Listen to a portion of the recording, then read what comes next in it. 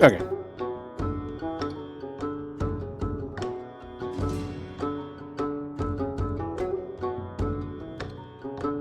Hello, everybody. Are we live?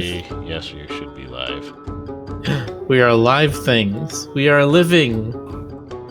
We can prove we exist. We have to do the pre-stream jokes again. I don't always night, but when I do have a night, it's a hayseed night. I don't get it. All right, you know what? Show your face. I'm under 15 years old. I don't understand. That's a start button. That should be Miller's baby. load.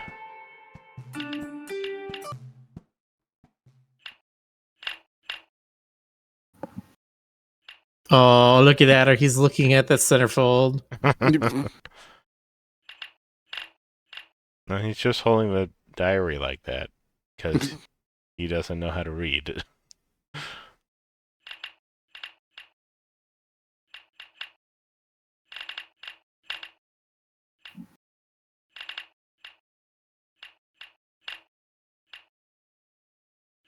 Dear Diary, if anyone other than me is reading this, please burst into flames and kill them.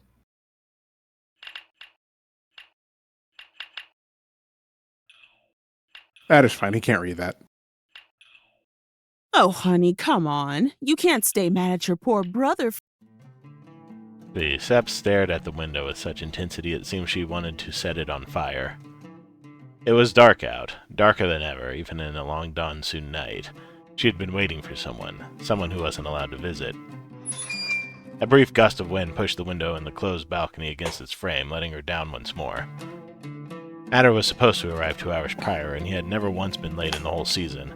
Not even Miss Rochelle's threats could have made him stay away. Sepp was sure of it. What if something's happened to him? Sepp's gaze was drawn to the window once more. She had seen Adder slip through it a dozen times now, but she had never tried any such feat herself. Even though she lived on a first floor, the ground below looked like an abyss for someone afraid of falling. Okay, in Europe, first floor means the floor above the ground floor. Right. And yet, what other options did she have? Walking out of the door and pretending that last night's conversation had never happened? Mustering courage from the depths of her heart she had kept locked away for years, Sepp headed to the balcony and glared at the woodwork covering it. She shoved the window open and took a deep breath, using all of her willpower to stick one tentative leg out of the balcony. I must strongly discourage you from resting your hooves on the frame, my son. The lattice may not be able to withstand your weight, and I am standing underneath. The scare almost made Sepp tip forward and fall towards the street. She quickly recoiled and ended up in the balcony instead. Who's there? My name is Hojab, descendant of Hojab the Great Cartographer, steward of the Asgadath household in Erlum. It is an honor to be at your service, Jasif. The flippancy of his voice wasn't lost on Sepp. Did Sir Asgadath send you? Affirmative, my son. I have been charged with the peculiar task of protecting your room, as Sir Asgadath was led to believe that the Jasif would feel safer with a fellow Barhan civilian watching over her window than any of his trained deer guard. Well, you are doing fantastic. Congratulations on your promotion. Go ahead and watch my window all you want. I have places to go. I'm afraid I cannot let you do that, my son. The orders were, paraphrasing, make sure no one comes in. And I believe it's strongly implied I should make sure that you remain inside your room while I carry out the task. Are you open to discussing semantics? Negative, my son. Sir Asgadath discourages the pursuit of intellectual matters for the duration of my shift. How about a little break then? You could come up here and relax a little if you'd like. Share some wine, perhaps? Grab a Snickers. Negative, my son. I am not allowed to consume alcohol for the duration of my shift. Tea, then? Only if it's hemlock, my son. Oh, I'm sorry. I didn't realize you were a eunuch. I am under no obligation to prove the size of my virility just to entertain your provocations, my son. Are you always like this? Affirmative, my... Ugh. Sep slammed the window shut. She would have to walk out the front door with a head high in quiet steps. Where do you think you're going, honey? I'm going I to didn't take get a the hemlock stroll. comment. I mean, hemlock is poison, so... Oh, no. I'm afraid that long walks under the moonlight are no longer part of the menu for you. You're far too precious to be wandering around like a ghost now, future Jasif of Askadat. That's why I decided to put you in a casual encounters diet so you can fit in the wedding dress. Jasif of Askadat? Then Sep and Elbar! Focus, Lynn. I'm not going to see anyone. I just need to leave for 5 minutes. Then I'm sure you can bring the escort Sir Askadat has dispensed for your security. I hear he's a great conversationalist. You knew about... Wait. You told Elbar, didn't you? You filthy liar. You promised you wouldn't tell on us! I said I wouldn't tell Talid. I wouldn't want to see that wretched little fawn drawn and quartered because of your strange taste in men. But I wouldn't dare extend the same treatment to Elbar. He is your patron, our patron, and your fiancé. Oh, don't make that face, sweetheart. I only told him that some miserable buck tried to sneak into your room a couple of nights ago. Nothing else. He'll be fine. And so will you. You can find yourself a new friend as soon as you finish paying your dowry. Of all the miserable things that you've done, this is... Haven't I made myself clear? You are grounded, Sep. Go to your room. Sep's mouth opened and closed as Mr. Shell turned around, but no sound came out. The door was closed and locked from the outside, but even if it hadn't, Sep had no will to fight back. A dozen cushions heard her scream of frustration and impotence as she realized for the first time, after all these years, that she didn't even own a key to her own room. The scream continued as she finally understood that she would soon be forced out of the only place she'd ever known as home, both her only haven and the origin of all her fears. Her voice broke into sobs, and she realized the effect her absence would have.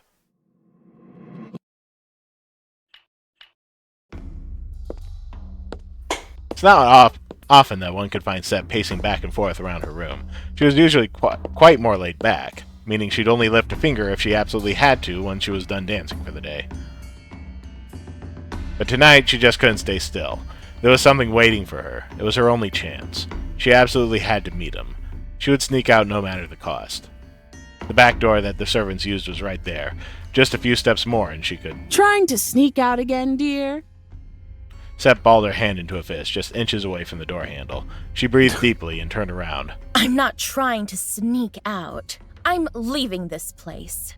Well, that's dramatic. Are you leaving for a night? A year? Unlike you, I can't know what people are thinking if they don't tell me, dear.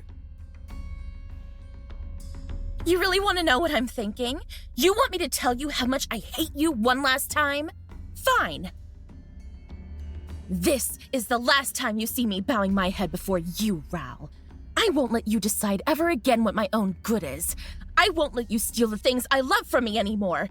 Can't you see that you've made my life a living nightmare? Yes, you look like the very image of suffering. Whatever have I done to be so cruel to you? Haven't I given you everything? Haven't I taught you everything I know? You've taken everything from me. My culture, my skills, my name.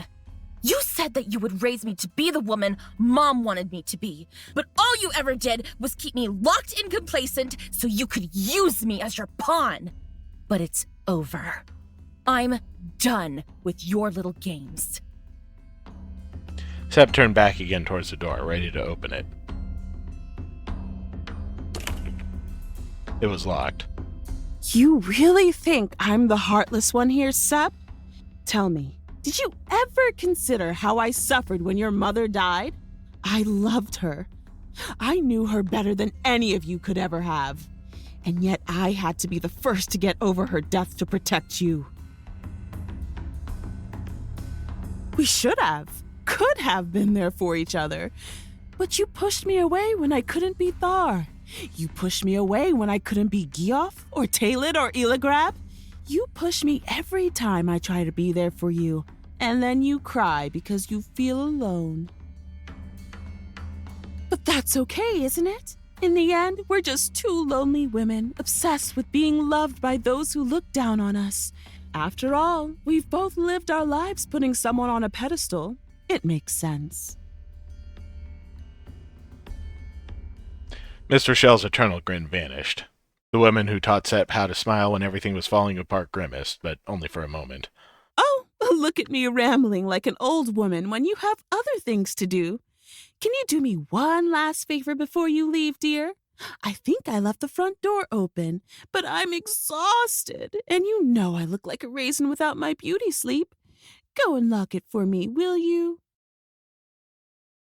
Miss Rochelle deposited a brass rose-shaped key in Sepp's hands. Then she turned her back on the gazelle and began walking towards the stairs that led to the first floor. Sepp stared at the key for what felt like an eternity, unbelieving, disconcerted, skeptical. I know you're not doing this out of kindness, Raoul. You just hate seeing that you're losing, don't you? You want to watch me ruin my life and Adder's and be there to say, I told you, when I have to drag my tail back. Dear, I've only asked you to lock the door. The rest is all up to you. You look distant today, babe. Is something the matter? You look distant today, babe. Is something the matter?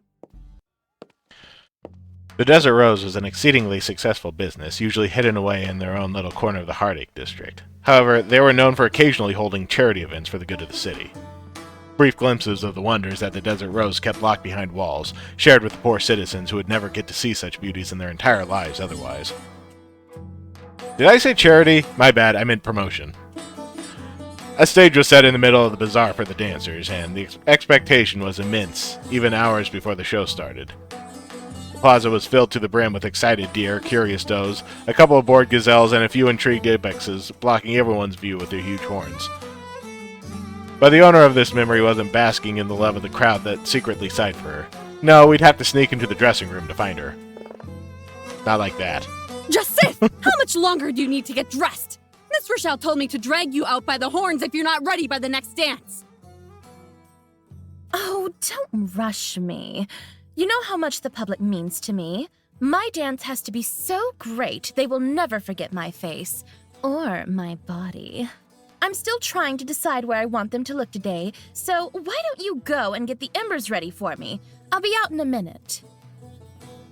Absolutely not! I'm not your errand girl. That's what we have the stagehands for. Well, someone needs to warn the stagehands that I'm on my way, right? Do you expect me to come out unannounced and stand on the spotlight smiling at the crowd while I wait for the servants to fetch me my torches? I'm going to be the one to answer in front of Miss Rochelle if you play me a second time. If I, what? Sorry? Play you? Wow, you really have a high opinion of me, don't you? Fine then. I swear by the three that I'm going to leave in a minute. There. Did that sound like a lie? No? Then go, before I tell Miss Rochelle that you've been delaying me. Sepp gave her the fakest smile she could make until the doe backpedaled away. She was alone at last, free to focus on her plan. A plan that had taken weeks of preparation, cavillation, and study, merely to find a suitable chance to carry it out, but the day had finally arrived. And now the moment came too. Rivets! Rivets! Buy your rivets here! A jingling orange blur dashed out of the tent before the other dancer had a chance to react. Wait, Joseph! Where are you going? The stage is this... not again. Rivets for your shields! Rivets for your pants! Make your life more riveting! Slicker than boiled onion, aren't I? Ain't no way she's gonna find me like... Adder! That's my... Whoa! Hi. Hey, you called, ma'am? Gods! Do you know how long you've had me waiting? How can a gangly, one-eyed yellow deer be this hard to find? I'm sorry, ma'am. If I'd known you were looking for me, I would have hollered a little louder. You, need some good old riveting. Some good old rivets, I mean. Very funny, but I don't have time for your jokes right now. My rivets ain't no joke, ma'am. They're for real cast steel rivets made and smuggled out of my boss's forge. Guaranteed return if... hey, you all right there?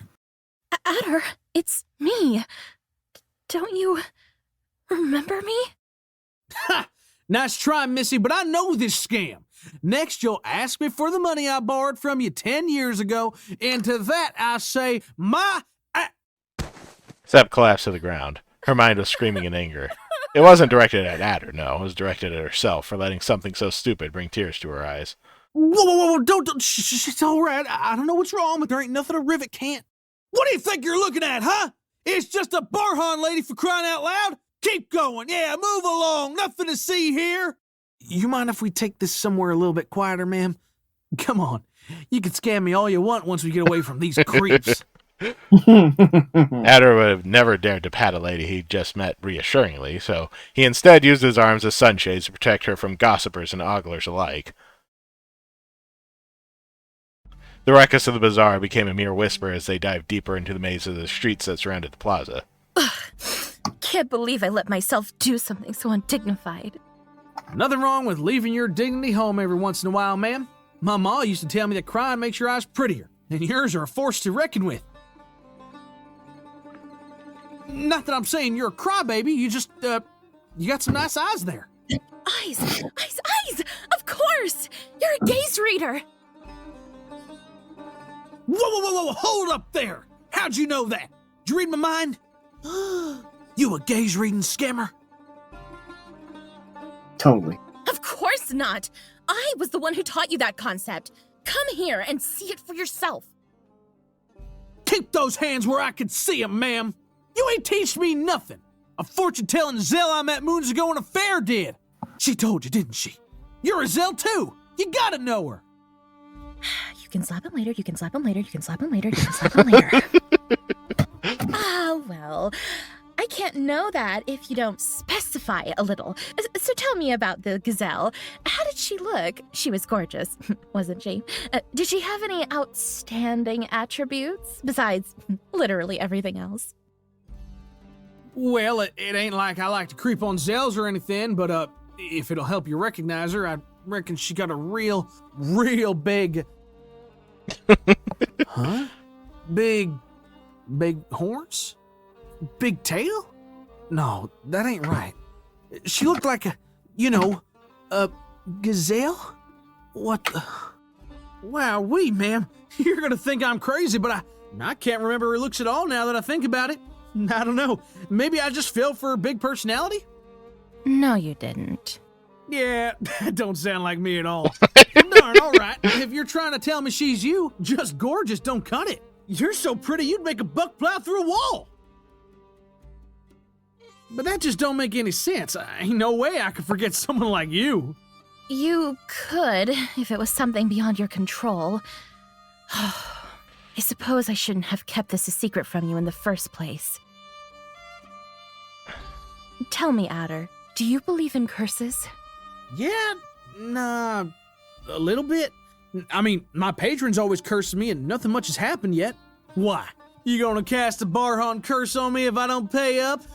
Don't bother with the evil eye. I already got one of those. I'm the one who's cursed, you prejudiced idiot. Well, not me, per se. That is, I wasn't cursed personally. It's more like... how am I even supposed to explain this to someone like you? Sep began walking in circles, practicing her dance moves as she tried to come up with a way to explain a high-level magic concept to a boy as simple-minded as Adderson, son of Griffath. All curses work under the same principle, an alteration in your connection to the Hatsa. In normal circumstances, the river would erode your soul when you died and lend it to your next life. But a curse can shake the current, block it, or worse yet, separate you completely from it. We talking oblivion here? Sep nodded gravely. Barhan legends say that Omagupseb, the last ruler of Bazaxarat, was cursed by Hirub himself for bringing misery to all gazelles. They say he begged the sun for a way to avoid disappearing completely from history, and it must have worked. I wouldn't be here otherwise. Both his methods and the exact clauses of the curse have been lost to time, but the consequences persist.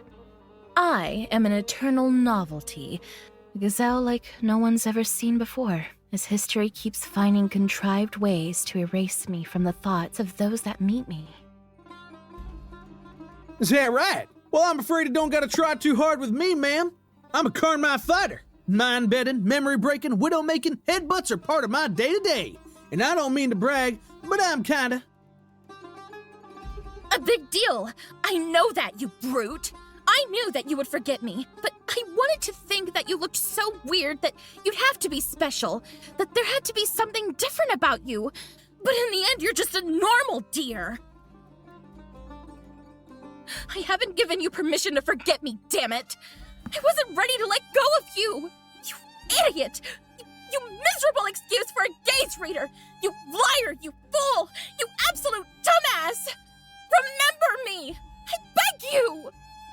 Man, I would not go I'm so just far gonna as to say that call this has Ader a gotta normal be the deer, finest or normal stamp anything. I've ever seen in my life. Great story, great That's acting, fair. and using mind reading to find out all those details beforehand was a great touch. Mr. Bard would have clapped if he'd seen you. For the last time, it's not a god-stamped... Right. Don't break character. Good job. You accept donations on rivets? Joseph! Joseph, where are you? Why do you always do this to me? Do I look like your nanny or something? Joseph? Ain't that something like Queen and... Sep grabbed Adder's face and pulled it towards hers. In the darkness of the alley, he saw her eyes glowing a mysterious blue. Come to the beach tonight when the lights are all out. Understood? I swear by Hirub that I will tell all your friends that you're a horn eater if you don't show up. the beach? Your favorite place in all of Heirloom. This is my vote of confidence. I'm trusting you. I literally just got an email that says that the Armello board game is happening. Yeah, I got that too. Huh. Kickstarter's going to be going up in about 4 days.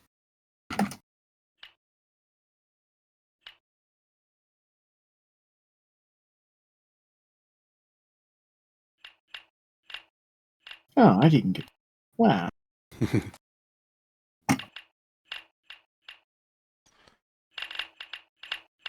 I'm definitely going to back it.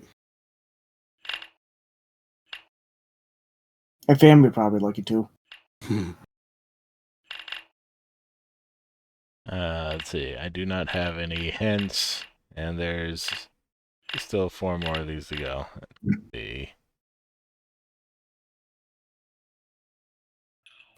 Miller, are you meant to be muted or just making sure? You look distant today, babe. Is something the matter?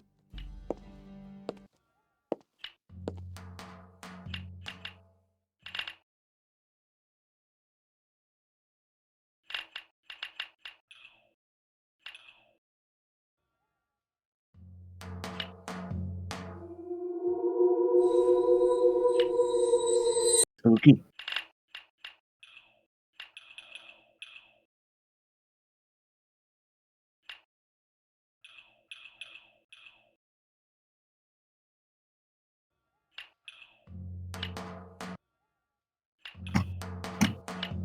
And then Illigrad grabbed me by the neck.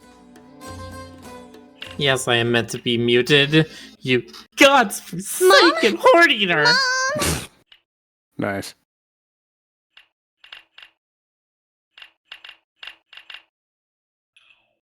I just want to make sure you weren't like, saying stuff. No, I was in the kitchen making a bit of ramen. You look distant today, babe. Is something the matter? Did you make enough for the whole class? Yes, you're each allowed to have exactly one noodle. Sweet. Edgar would be pleased.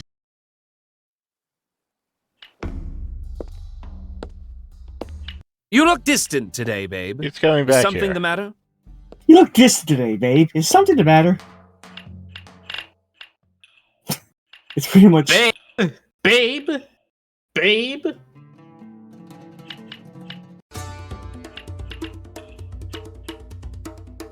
If we get Void back in here before we end this game, we need him to just do that line read. You look distant today, babe. I'll poke him, see if I can drag him in here for one of these You minutes. look distant today, babe. Is something You the look matter? distant today, babe. Is something the matter? God. I feel like I'd repeat that line now.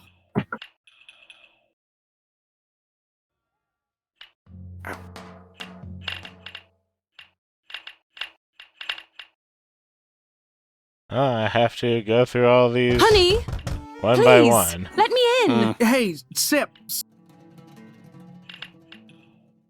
No, Did no, Maxine I never give us a refuse. guide? No matter how you... I don't think so.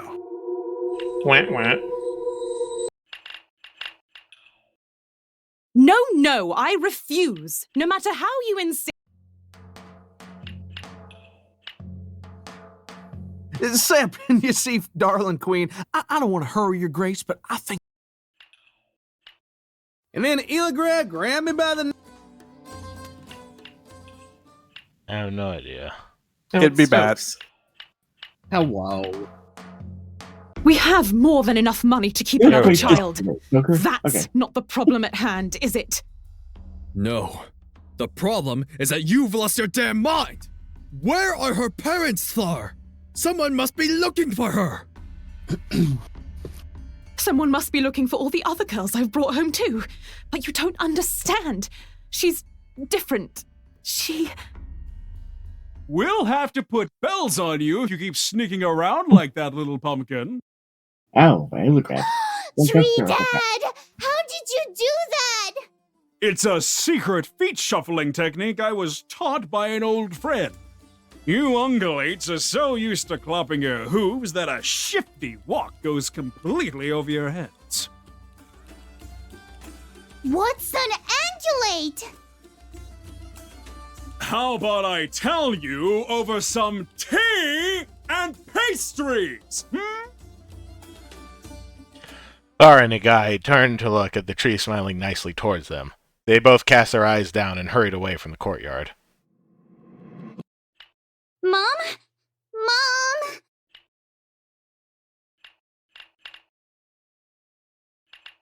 Different.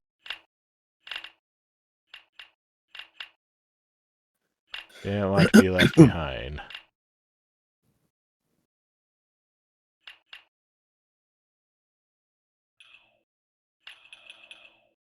Oh, honey, come on. You can't stay mad at your poor brother forever. We have more than enough. Mom? Mom?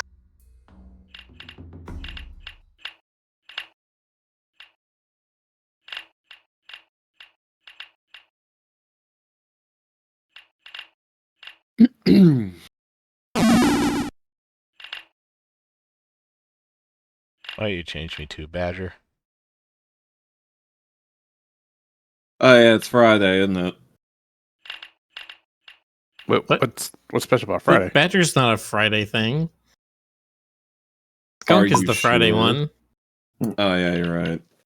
Listen, skunk, badger, potato, potato. I put them both in my potato soup. It's fine. Don't put wildlife in your soup, Stoker. Who are you, the wildlife soup? Cops? Police? Are you the Bureau of Wildlife Soup Inspection? You look Are distant you the today, superintendent? Babe. Is something the matter? Oh. You look distant today, babe. Is something the matter? Yeah, everything goes to that one. I love it though. Are you willing to go? Help us. Do you want to go to the super salad with me? Would you like unlimited blueberry cornbread? Ooh, I would like some blueberries, actually. Sounds good. I With or grew up on without that the stuff, cornbread? man. That is where my parents would take us out. When we had money at the beginning of the week, we would go to the super salad and get buffet. Man, like, grab me by the neck and Nice. we get buffet cottage cheese and fruit and bread.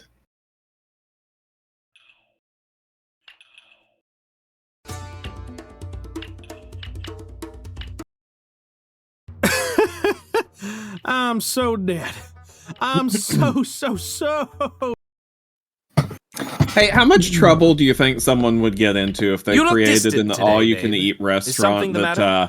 where all of the dishes were made with garlic and they called it Buffet the Vampire Slayer?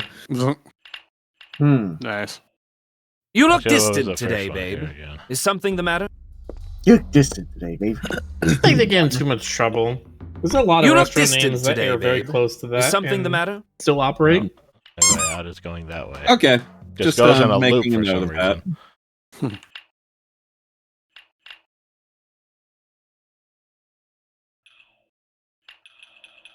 I mean, if everything's got to have garlic in it, it's got to be Italian themed, right?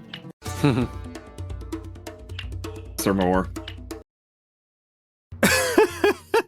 I'm so dead.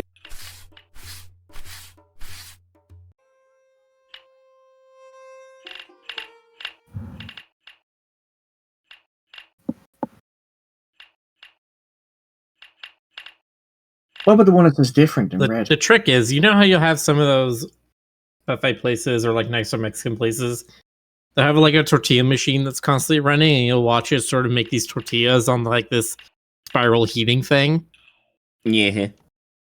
So you do something like that, but instead of tortillas, it's taking pieces of garlic with like We an have actual more than enough money. safety Mom? razor and cutting them paper thin. Like in was it Godfather or Mom? Sopranos? Mom? And it's just a machine that just sits there and keeps cutting paper thin garlic. I like the thought of No, this. I refuse. No matter how you.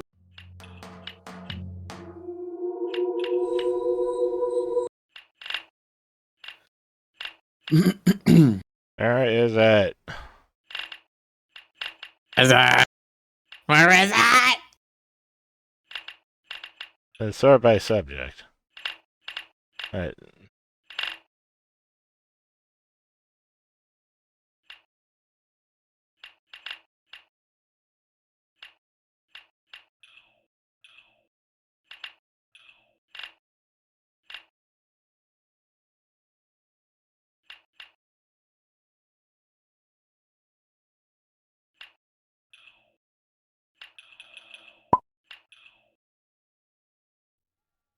Just who do you think you are?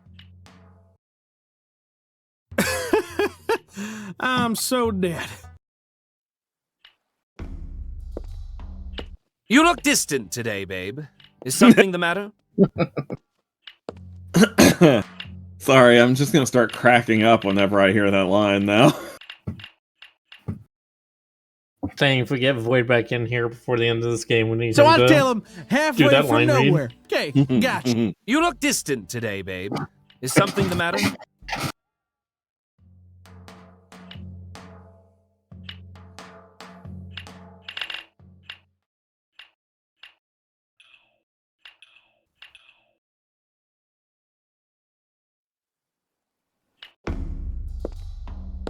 You look distant today, babe. Is something the matter?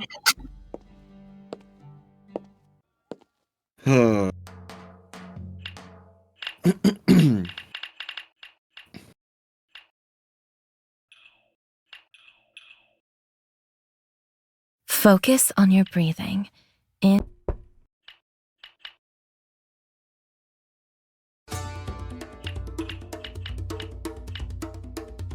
Hey, Sip, so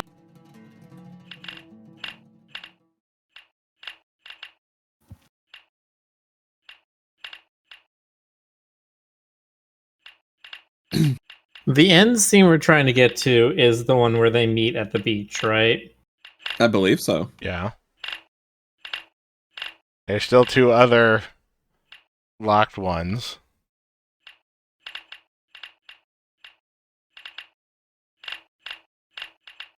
Maxie, help! We have to summon her. Him. Sorry. Maxie juice, Maxie juice, Maxie juice! You that look works. distant today, babe. Yes. Is something the matter? Is that a new line? We haven't heard that one before.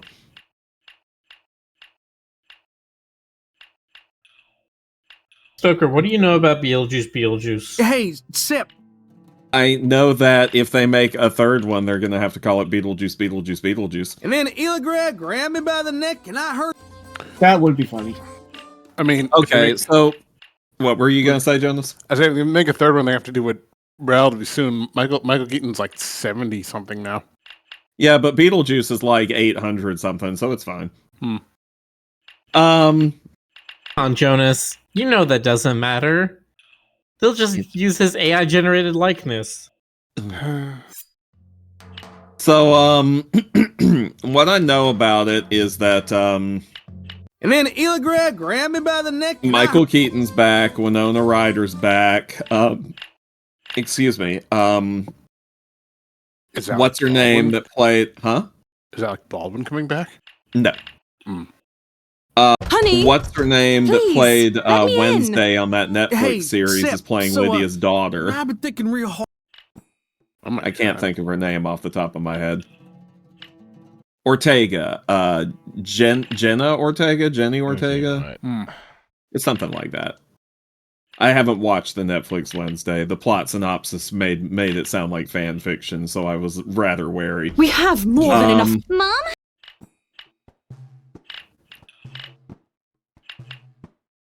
I know that Beetlejuice apparently has a wife in this movie.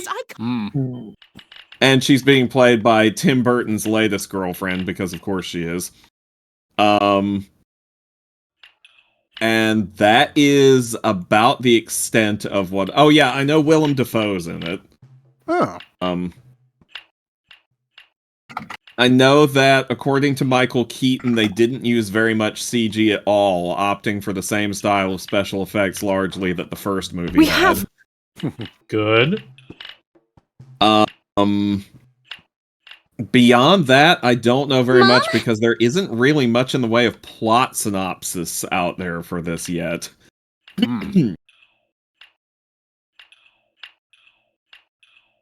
If I had to hazard honey, a guess, you can't stay mad at your. if I had to hazard a guess, I would think that the whole Beetlejuice being married thing kind of ties into how he was trying to get married at the end of the first movie, so he you could can't stay mad at get your out poor of the brother afterlife. Oh, that makes sense. So I'm guessing that he managed to pull that off with someone else, and shenanigans will ensue. I don't know what they're going to do about the Maitlands, since, as you said, Alec Baldwin, as far as I'm aware, is not returning, nor, to the best of my knowledge, is Gina Davis. Breathing. In. Yeah, it's okay. They'll figure. You know, they're not really critical to the plot I at this point. think Catherine O'Hara might be coming back. What's his name? Played her husband, was in Ferris Bueller. What's his name again? Oh, Jeffrey Jones. He got in trouble. Jeffrey Jones. Yes, he did. So he's probably not coming back. He got in trouble, and it's not a good kind of trouble that he got into. The kind of trouble you go... It's not the fun kind of trouble. It's not the wandering down the sidewalk in Hollywood completely nude, shouting about some conspiracy or something. It is not, though nudity was involved, just not his. Okay.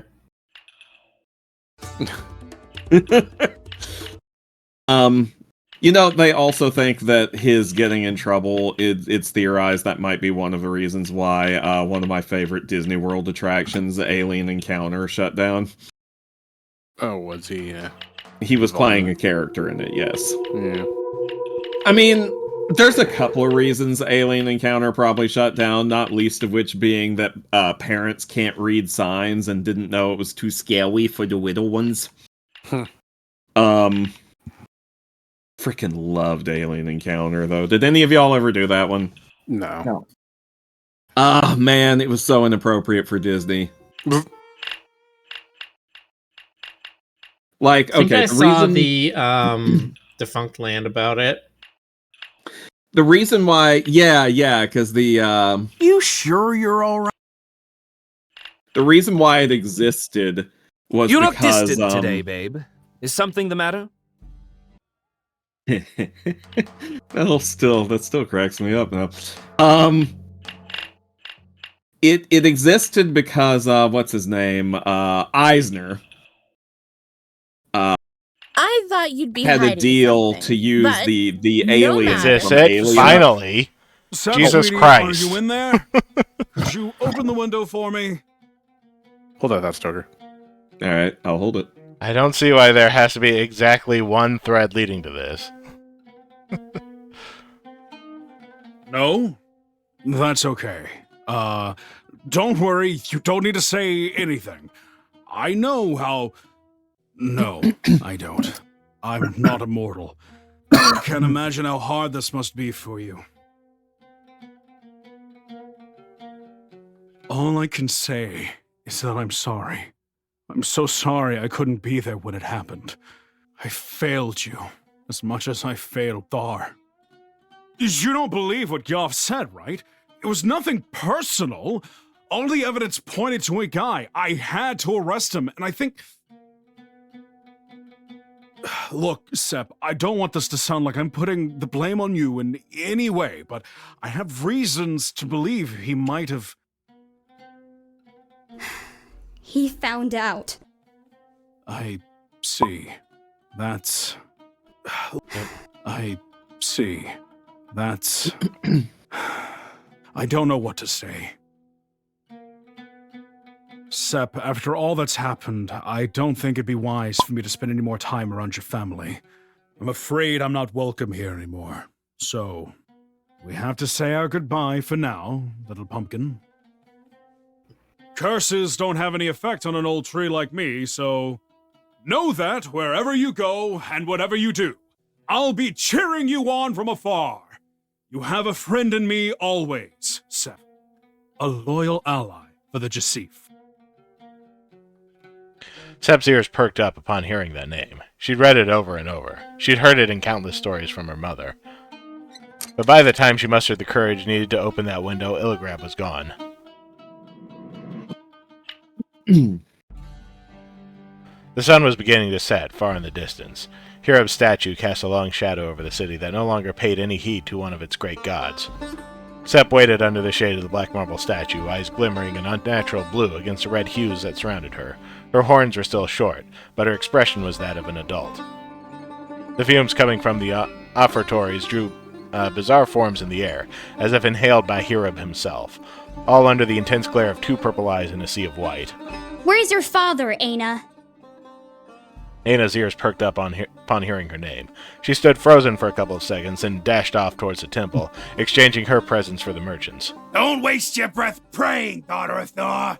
Your mother can't hear you, and a statue can't reply. Well, what did you make me come all the way out here for? I've come looking for your knowledge, Tespertalk. Illigrave said that you could train me. Illigrave lied, as usual. No, he didn't! He said that you too are cursed. That your daughter is as immortal, if not more so, than you are. And that you still dabble in the ancient art of Sephihet, looking for the way to cure her. I want you to do the same for me. And why would I do that? Aina didn't deserve what happened to her, but that full Omega Seb did. He deserved every last second of his punishment for bringing ruin upon all of Barhankind! Even if that were true, how was any of what he did my fault? What have I done to deserve his fate?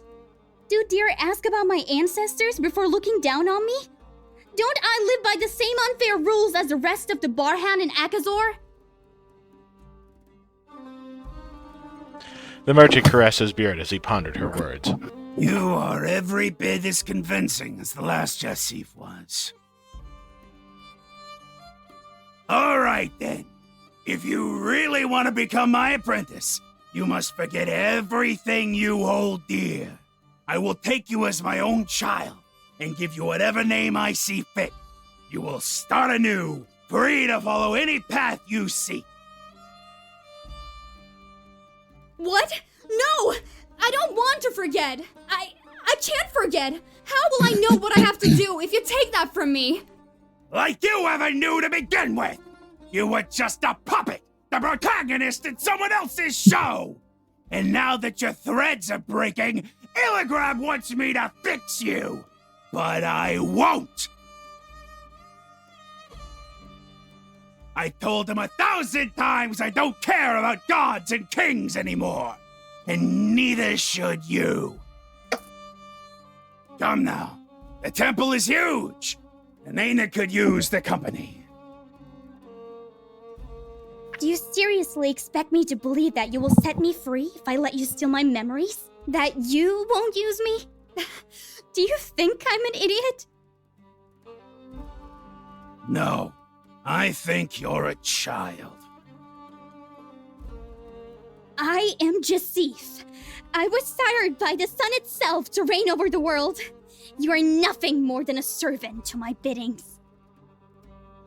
A lonely child is what you are. I am Jasif, and you will kneel before me! She's using the voice. The merchant's knees wavered under the power of a voice that only barely began to resemble an adult's. The old man could only hold onto his cane to avoid falling on his face as his legs caved in. Sepp stood proudly over the wizard that was watching with awe the reach of a power she didn't yet understand, but she couldn't enjoy her victory for long. A low, growling sound two purple gleams in the darkness beneath Hirab's statue distracted her for a moment. The last rays of sunlight reflected against 2 rows of pearly daggers poised to sink into her flesh and bone. The sight froze Sepp's blood long enough for the merchant to recover his composure and lunge towards her, swinging his cane like a madman. How dare you talk to your eldest like that, you spoiled rapscallion! Ooh. Pertok's voice was so powerful that Sepp collapsed to her knees, but she wasn't his target. Behind him, a shadow seemed to dissolve into the ground, whacked away with the long end of a cane. What was that?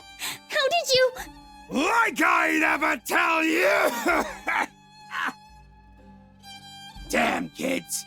It's always the same. You think that you're better than the rest just because you're a little talented. Practice! Practice is the secret to every skill, and I've had 400 years to practice!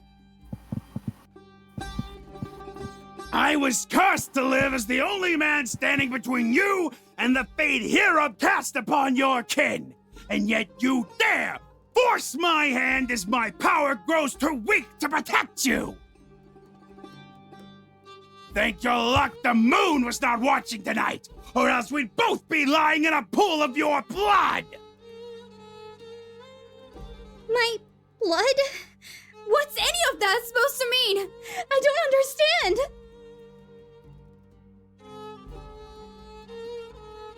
You only need to understand this, insolent child! I will not train you! Not today, not in 1,000 years! If there's a Barhan fated to watch a new sunrise over Basaxarat, it won't be you! Not while I live! I don't care what you, or the gods, or anyone wants.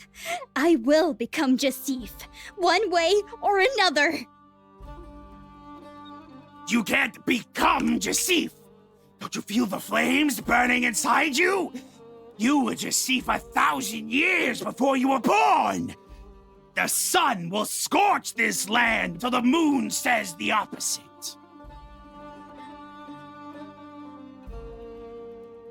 A shiver went down the merchant's spine, shaking him from his beard to his bald tail. He stood still for a moment, looking in Sep's direction. So that's how it is, huh? To think I'd seal my own fate over a stupid fawn's tantrum. Who are you talking to? That doesn't matter.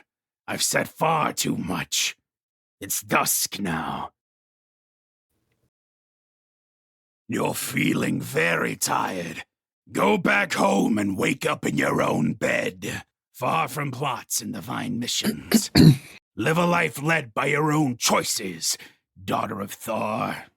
Yes, sir. And you there, pray that I don't find who you are. Oh, we're just reading your story, man. Oh, never mind. No, it's not 11. What in the name of oblivion was that just now? Ain't no way the patron would know I'm watching this, right, Sep? Right? Sep? Never mind. I'm getting the hay out of here.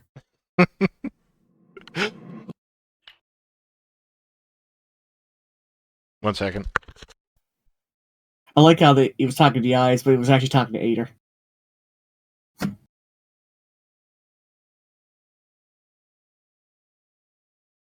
So anyway, Eisner had the rights to use Alien, and okay. Like, I bet y'all thought I forgot about that. Yes, Alien. Okay. He wanted to do a whole attraction around Alien. But for whatever reason that didn't end up happening. The most that Alien got was a cameo in the Great Movie Ride at the Disney MGM Studios, which also had an animatronic Sigourney Weaver. But the idea for what he wanted the Alien attraction to be became Alien Encounter in the Magic Kingdom in Tomorrowland, where the idea was you, the audience, are supposed to be witnessing basically an alien tech demonstration from a new extraterrestrial corporation that has just discovered Earth and is thus marketing to it. And, but the demonstration goes wrong, and a carnivorous alien beast thing is teleported into the room with you and escapes, and they do shit like, have its breath on the back of your neck, and, like, make it feel like it's leaning over you, and, at one point it actually, like, its weird little tongue, like, flicks at the back of your head. Oh, I fucking loved it. So much screaming.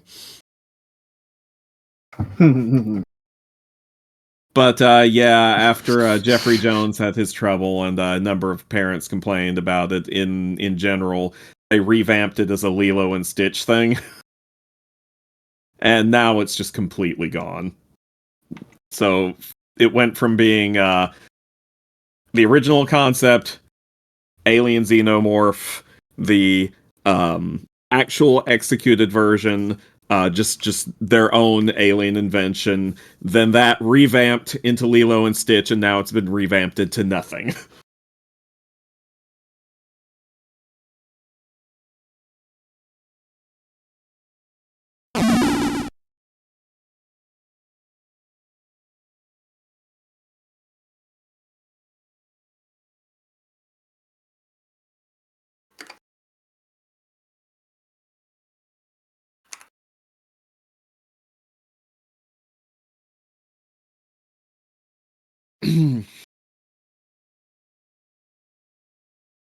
So yeah, that's Alien Encounter. So that's Alien Encounter. Wow. It is. Yeah, I think I don't think I went on that one when I went to Tomorrowland when I was a child. I think I just wanted to go on Space Mountain twice. Space Mountain's pretty fun. I always like the warning sign there that refers to it as a roller coaster type attraction. Because that phrasing always makes me think of Yogi Bear, and he's just like, hey, boo-boo, it's one of them roller coaster type attractions. Oh, see, I think of it as like you get like Dairy Queen or something, and it's like it's ice cream product. Or you get That Velveeta, and it's reminds like me- cheese product. That reminds me. It's cheese. Apparently, Dairy Queen has like, you know how they have those hand dipped cones where they put them in like the chocolate or whatever. Sure. Apparently, they've got a cherry one now, and I really want to try it. I'm a sucker for cherry flavored things. I'll have to keep that in mind. I like foods that are red. How would you Do feel? you like cherry Coke? Yes, actually, I do like cherry Coke. How would I feel about what now, Miller? How would you feel about little like wax candies that look like blood bags, and they're filled with like cherry liqueur or something? I would be all over that. Blood bags are the best bags.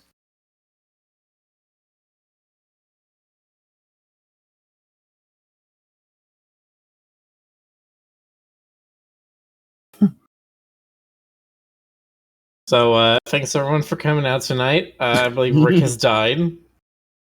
No, Rick! We're so young!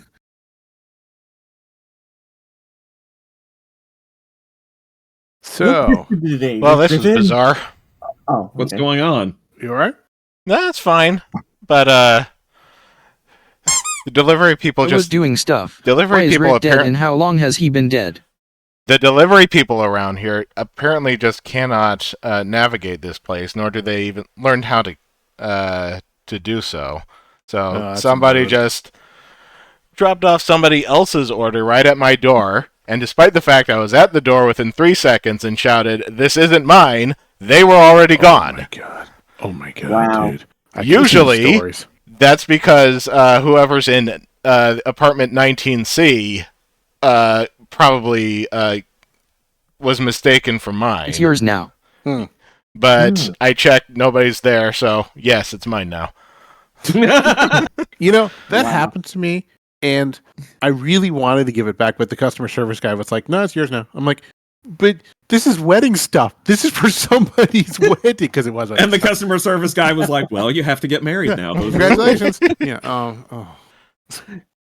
You and your lovely wife and or husband. And as soon as I say that, Or people are gonna them's bend. start- Them's bend. That's a good term. So what's the free grub you got, Rick? Which spill the tea, unless there's actually tea, then don't spill that. I don't know. It's in a giant plastic bag. Let me open it. Oh my god. Yeah, hang on. We're doing an unboxing. I was waiting a couple minutes to see if he actually came running back. He has not come back so far, so I guess I'm opening it. All right, y'all. I don't know about you, but I'm on the edge of my fuck mothering seat. I'm not gonna be part of this crime. Goodbye. No, This is not a crime. I literally owed this if they dropped it off. I know. What did the receipt say? It just sucks for the people that I've had stuff dropped to my door by mistake a couple times. One time it was a package and I just went to give it to the right apartment. The other time it was a food delivery that had no name or address on it, so free sandwich. They have like a dozen sandwiches. Also, this is cold. What in the world? Maybe it's ice cream. No, that's a hamburger and fries, and so food. The receipt says there should be like it says RG cookie cream. I don't see anything with cookies or cream here. I would assume it's a shake that didn't even get in this. It's like a double screw up. That's so this amazing. is more than double at this point. So This this is layers. is the of driver screw-up. scammed the actual person and threw the evidence at you to hide it. Looks like it. He just dumped it and ran, I guess. So he's fired. Yeah. I think you misunderstand how this works. You know, I remember this one time when frickin' the Uber Eats guy just kept circling my complex over and over again. I was watching him on the map and finally just got so mad that I went out to the front and was just like, wait, man. It's like, no, stop. Did he actually come to you when you started waving at him? No, he just tootled right past me. I think he eventually gave up. Absolutely. Uber Eats, y'all. Actually, just about all of them are like this. Yeah.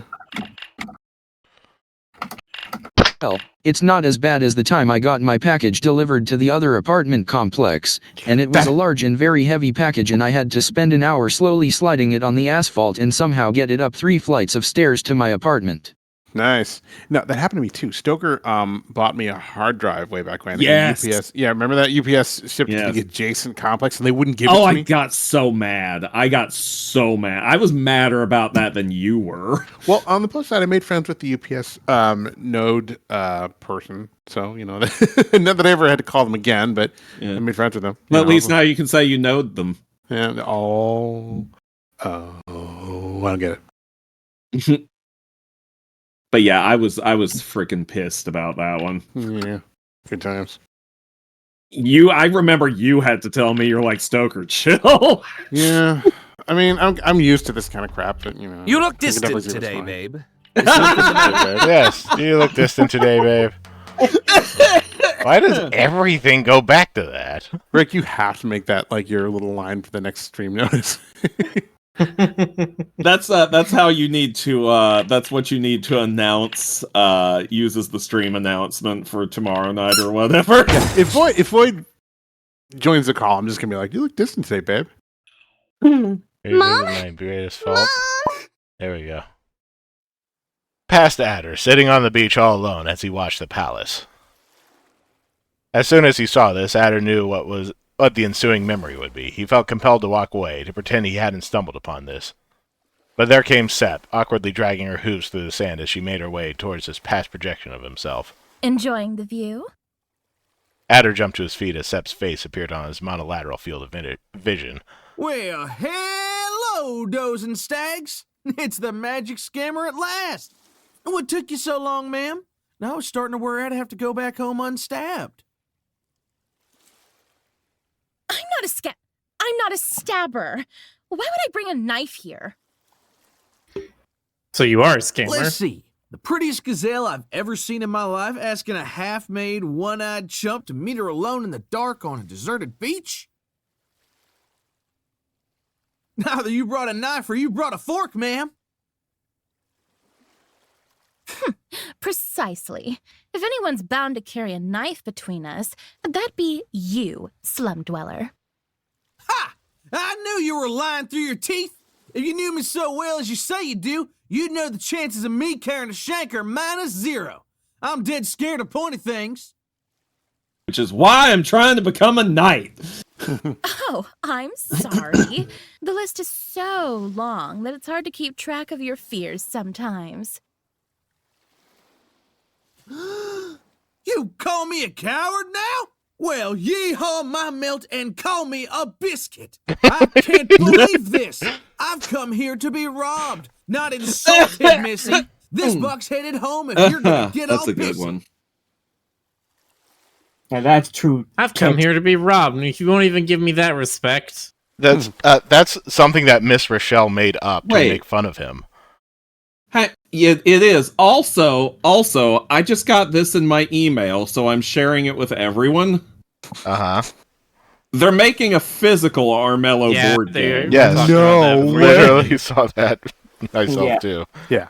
Yeah, I just saw this. Holy heck. Yeah. Physical Armello Kickstarter. I'm gonna back it. Yeah, I probably am too. Dag nabbit. Yeah, my family would like that. Dag too. my nab. We should play it at a con someday. We should. Anyway, go on. Oh, we should. Does it come with any adaptation of the game's glitches and crashes? Don't leave. Yeah. Yes. I'm at my wit's end here. Oh, Please. Rick. Look at me. Well, never mind. I know we I'll see haven't it in the known each chat. other long, but it was really fun. I've grown really fond of you. So, please, tell me that you know my face, my horns, my ears, my anything. Earthquaking. Salt shaken? Okay. Yep.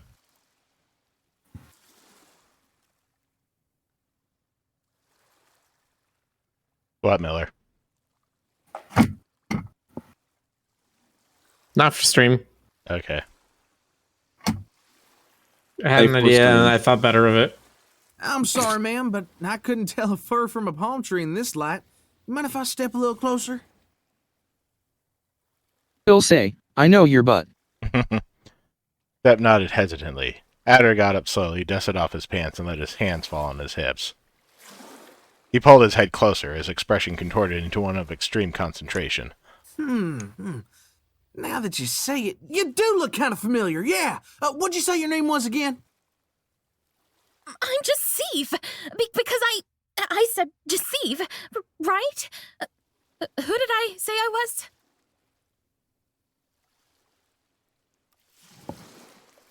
And then he kissed her. A queen don't need no introduction, you dumbass.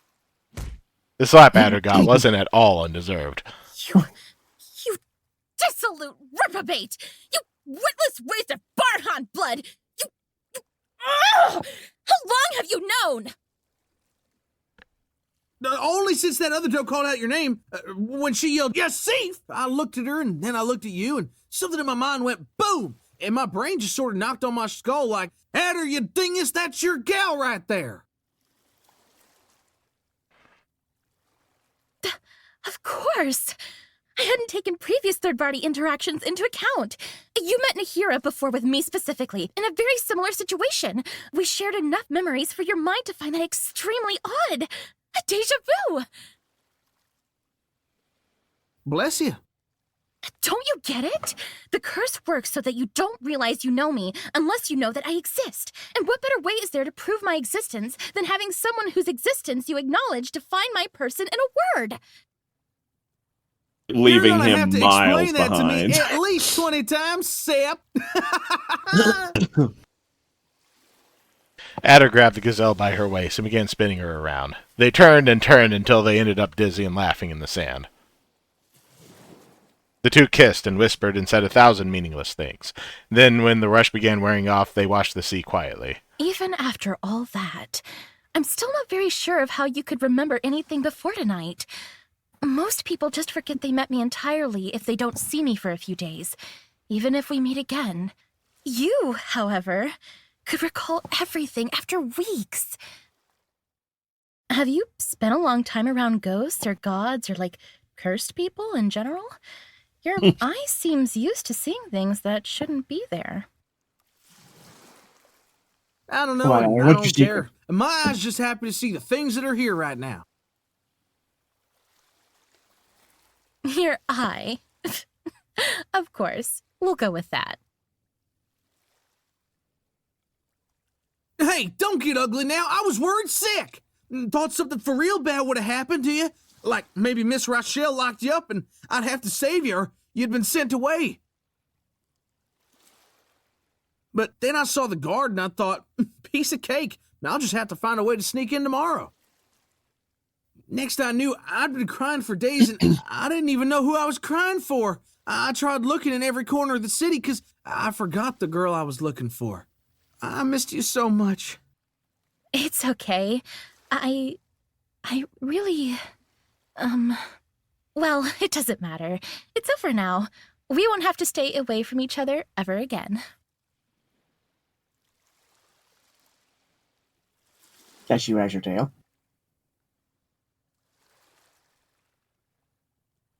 Hold up!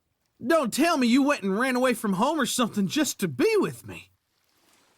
It's not just that, of course. There's far too much happening right now in my life. Elbar has been pulling me to one side, Rel to the other, and I don't know. I felt like I was about to break, and I didn't think I could handle it anymore. Not without you by my side, at least.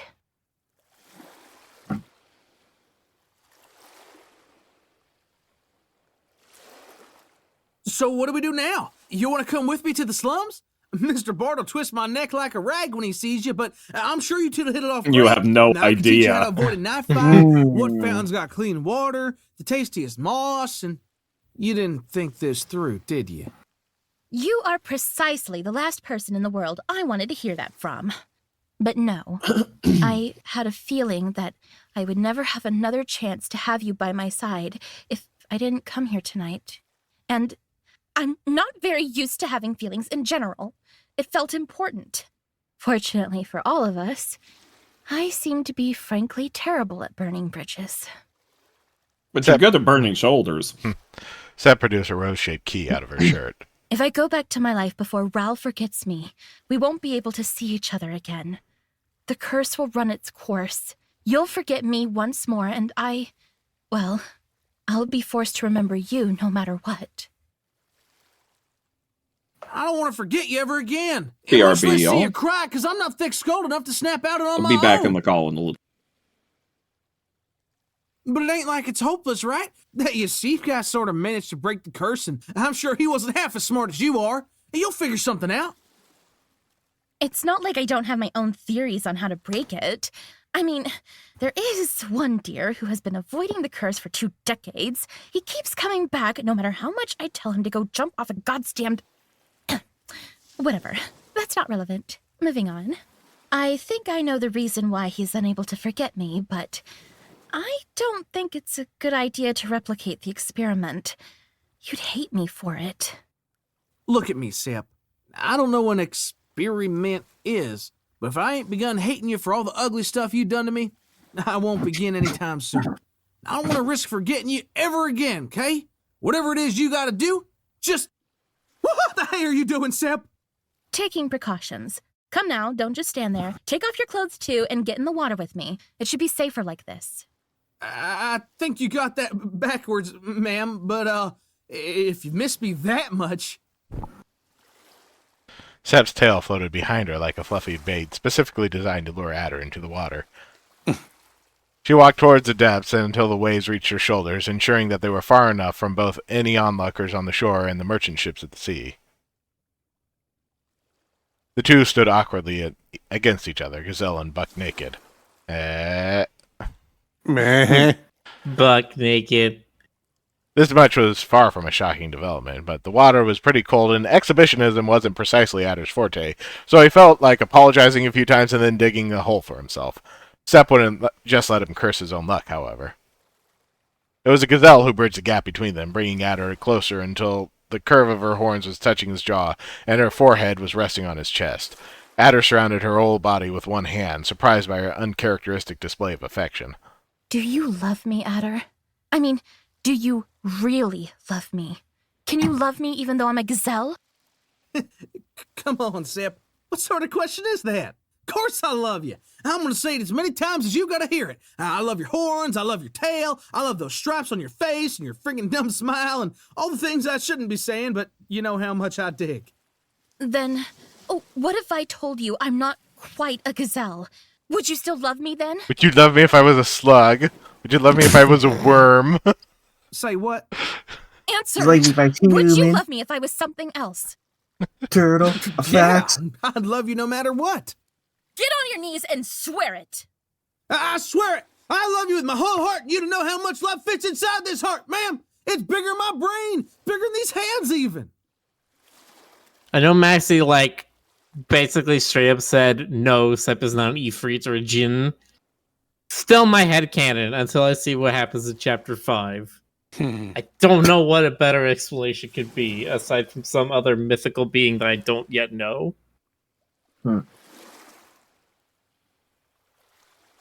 Misspelled heart there. But I think Did that's they what though? Blizzard- Oh, okay, yes, actually. I was gonna say, is that another elk pun? But no, that's only with one A. yeah, I think that's the accent, or is it? no, that would not be an accent marker. The moment after this declaration seemed eternal. Adder was blushing so hard that his cheeks looked like they were about to catch fire. Sep needed a moment to stop an outrageously undignifying tail wag before it started. After much hesitation, she carefully placed her wet hands on Adder's shoulders, her lip trembling as she did her best not to let the slightest trace of embarrassment show. I trust you then.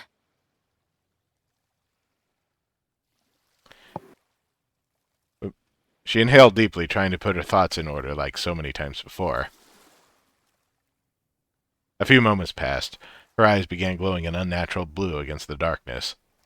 Adder had always thought that he'd been imagining things when he saw her eyes gleam, but he could see it clearly now. There really was a little flame flickering behind them. He stared intently, flummoxed by the peculiar sight, until Sepp turned her face away sharply. The glow vanished as her chest heaved, the blue light replaced instead by a nearly glowing red flush across her cheeks. Don't stare at them like that. It's hard enough as it is. Adder didn't confirm nor deny this. He merely nodded, and knowing that there was no other way he could look at her, closed his eye. Sepp curled her fingers around his shoulders, making her way towards his chest. Her palms began feeling warm as they dried up. It was a warmth that spread through Adder's body, reaching deep into his heart. He had felt this warmth many times before. It made him feel over the moon.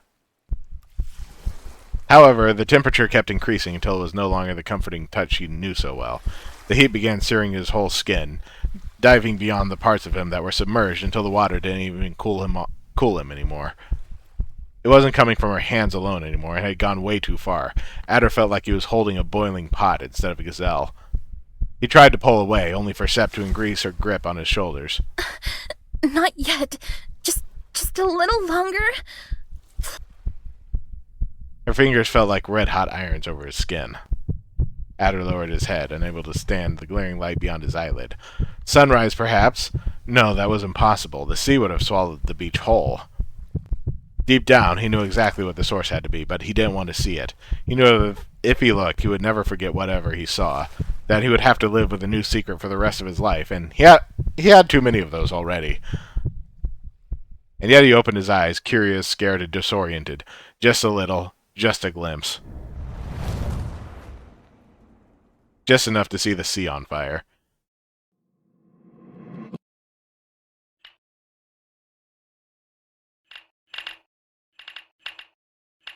A sea of fire. Yes, we have all of it. Adder felt a longer tremor than usual as the memory disappeared. A piece of the wall fell, followed by another and a dozen more. A thin breach formed in her defenses, casting a single sunray into the darkness.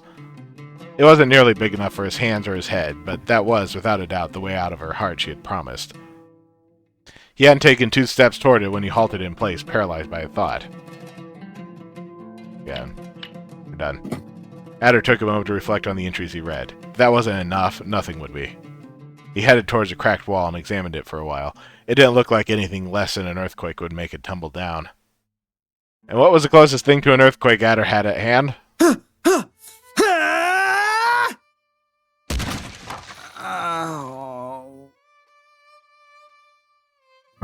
Adder rammed straight into the wall, proving that his will could shatter rocks, bricks, and mental defenses. Whew, I sure hope that wasn't important. All right, come on, Adder. You got this. Sam! I think I got a good idea of what's going on with you. Can you? Enlighten me. Adder took a deep breath, trying to recover from his fright, or rather using it as an excuse to order his thoughts for the last time. What was indeed so wrong with Sepp as to require his help?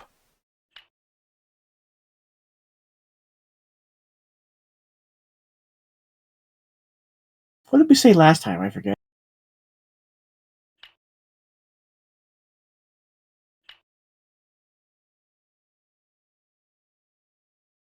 I mean, lonely is the real reason. I think lonely is the correct choice for getting all memories. I've seen so many sad memories in there. I saw what happened with your mom, and Heligrab, and Miss Rochelle, and me, and you sure got a lonely life. I was a grown man when I was dragged to the fort, but you were just a fawn when you were... Get to the point. Right, so you spend a life locking yourself away. And then here I come saying you could trust me because I don't care who you are or what you are. Now, I said I'd stick by your side and love you no matter what.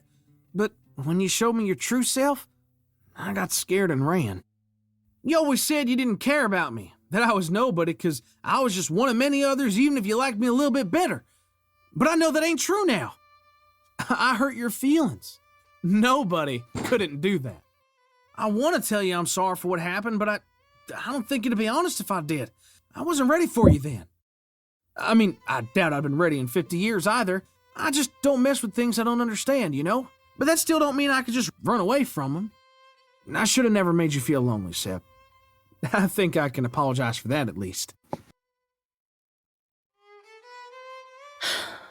I should have just let you forget me like everyone else. Think you'd been happier if you had? Of course not. I'm never happy. Hey now! That's a lie, ma'am! You've been happy plenty of times. Trust me, I've seen it with this eye. And you know what? You'll be happy again. This time with someone better than me. And if Lord Snotty Snout don't make you happy, just holler at me and I'll come give him a good old-fashioned ass whooping. Do try to stay away from the scaffold a few more days at least, please. There we go. At least I made you laugh one last time. Don't say it like that. I'll have many more chances to laugh at you once you win the trial. Sep sent Adder a look, soft and sincere, encouraging even. And though that fire that had brought them together lay dormant, this gaze spoke of something different, a friendship that had barely begun, taking its first steps, a promise of future understanding, perhaps. But for that future to happen, they both needed to leave the safety of the barriers they had so desperately clung to in their lives. So, where do I go from here? How do I get out? Oh, that's easy. I'll get you out of here. Didn't you say you couldn't? I just needed to keep your mind occupied long enough. The world began making sense, little by little. Colors, shapes, shadows, and lights began falling into place as Adder's eye got used to reality once again. But somehow, he wasn't the one looking the most stunned. The number of people in the audience had at some point tripled, and they were all staring at him agape. Illigrab's face was covered in dew. Not even Elbar could keep his jaw locked in place. Y'all feeling all right there? Adder directed a brief, confused look at Sep. She smirked. Lad, I always knew you had the givings of a poet, but to think you had such words hidden inside of you! This is impossible! How can a peasant, worse, a farmer like you have such a vast vocabulary and nuanced understanding of the allures of the agape? Your spiel was beyond beautiful. It was absolutely splendid!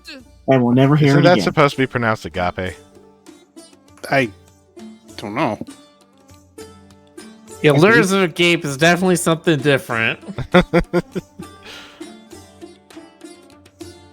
But I purchased I Jacif's affections legally, damn it! Her love belongs to me and no one else! Did Sir Askadath just casually admit he's a horn eater? Are nobles allowed to do that? You think it's a court fad or something? Well, don't waste time looking, lads. I'm right here if you want to be fashionable.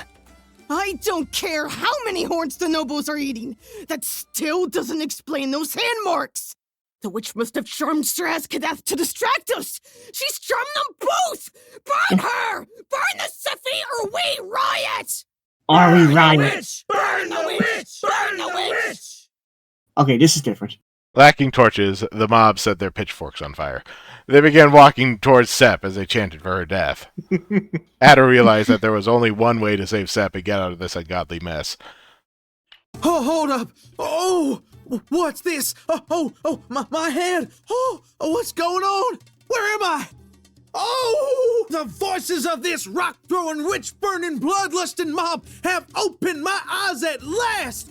Oh, the spell is broken! I could think clearly at last! Patron, how could you do this to me? What? How dare you turn on me, Yotson?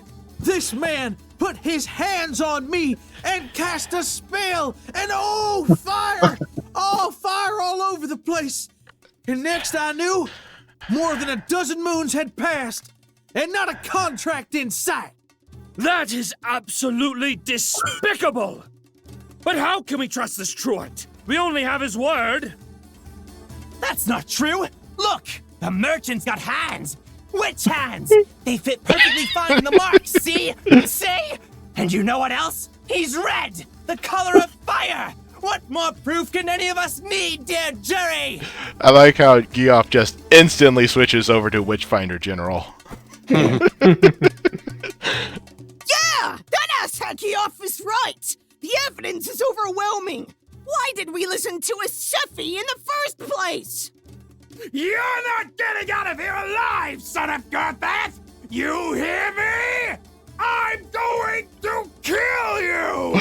And then I'm going to fire you! You treacherous silly wet hook! You're fired! Fired, I say!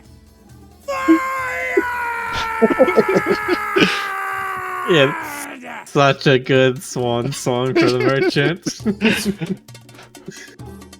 And they're shaking on him. He's getting faster in a minute. You're the only one who's getting fired here, witch! And so Geoff spearheaded the mob's effort to build a pyre, taking the merchant and Adder's sentence with him. Take it from a deserter, Pops. Better lose your job than your life. Adder, you're a sneaky little bastard. But you're a good sneaky little bastard. Thank you for helping Sepp out, lad. What in the actual name of Oblivion just happened? Oh, Elbar. I told you you didn't understand what a public trial would entail. Now, to be fair, didn't exactly foresee this myself, but... Indeed! It's obvious I clearly don't.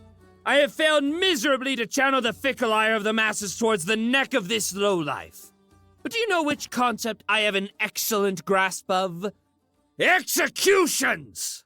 Elbar, don't be a sore loser. The town has already pronounced its sentence. Listen to him, Sir Askadath. Revenge is pointless. Keep your head. You can still be a hero in my eyes. This is not about heroism. It's a matter of honor. You have mocked me as you please, one-eyed scoundrel. But I shall be the one to have the last laugh. Die! Elbar fell upon Adder with all the might of his cutlass as he screamed. His blade didn't cut flesh as it descended, but metal. Stop this assault at once, Elbar!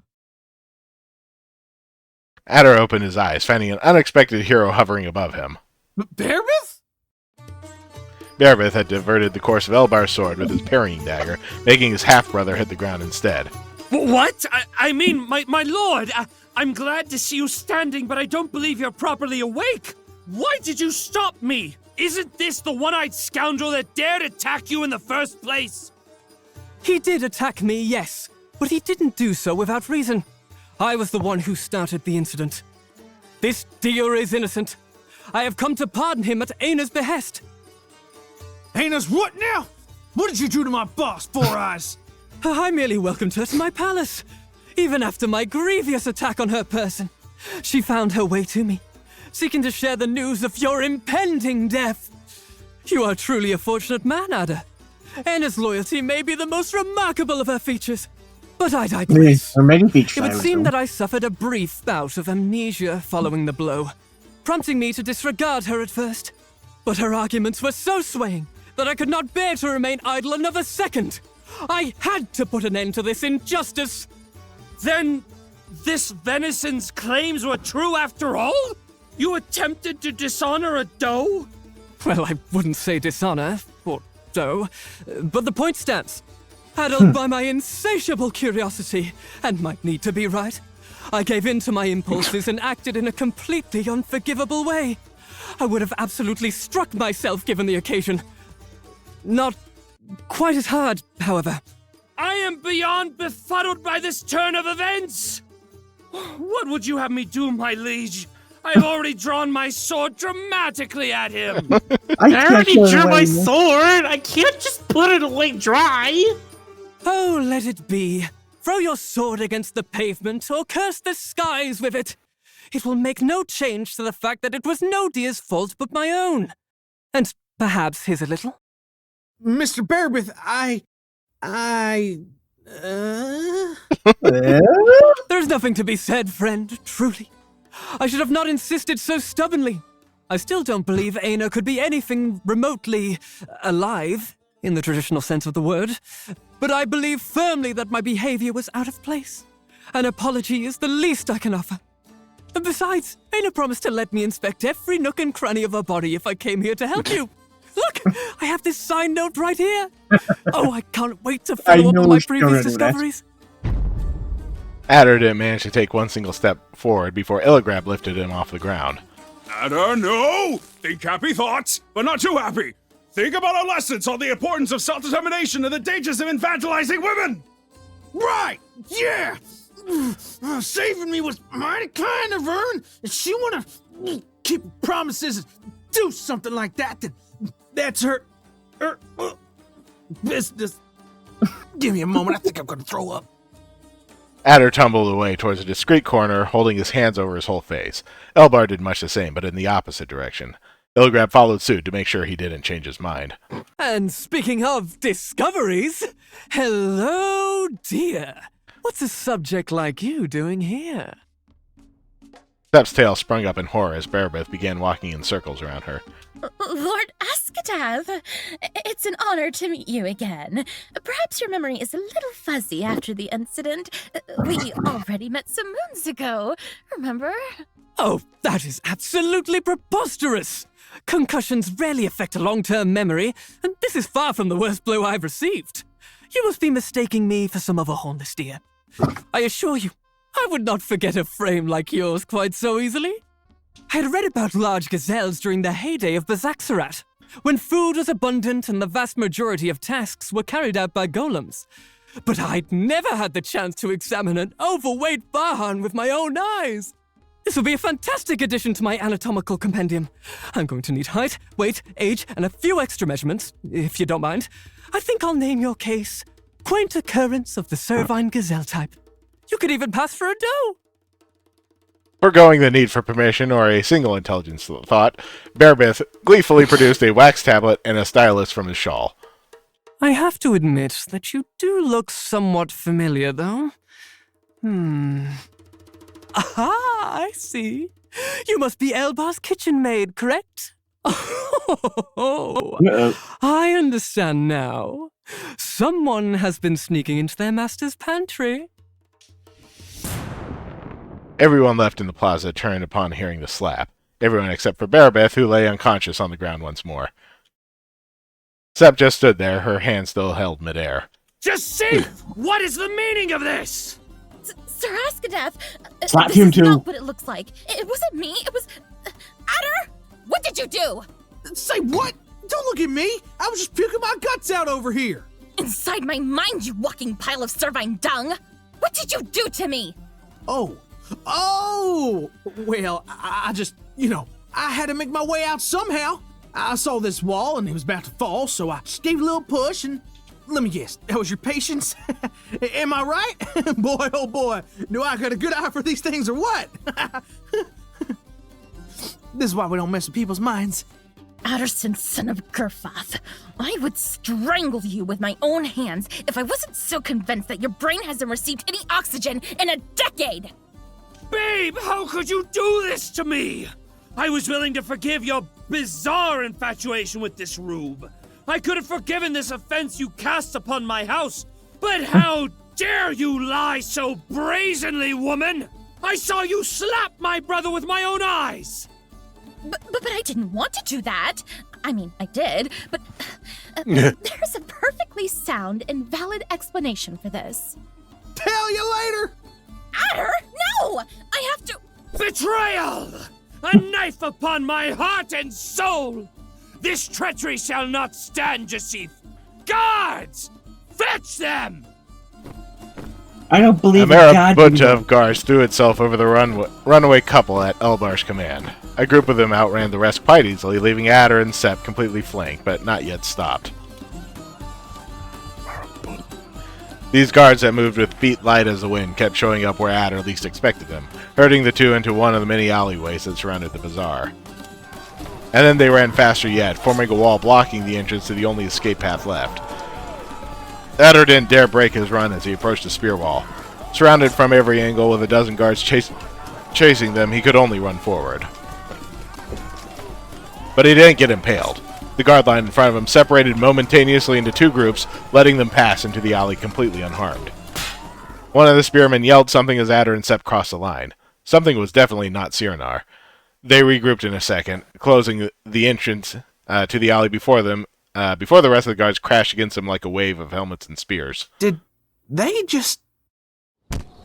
Adder couldn't finish the sentence, for he never learned from his worst flaw.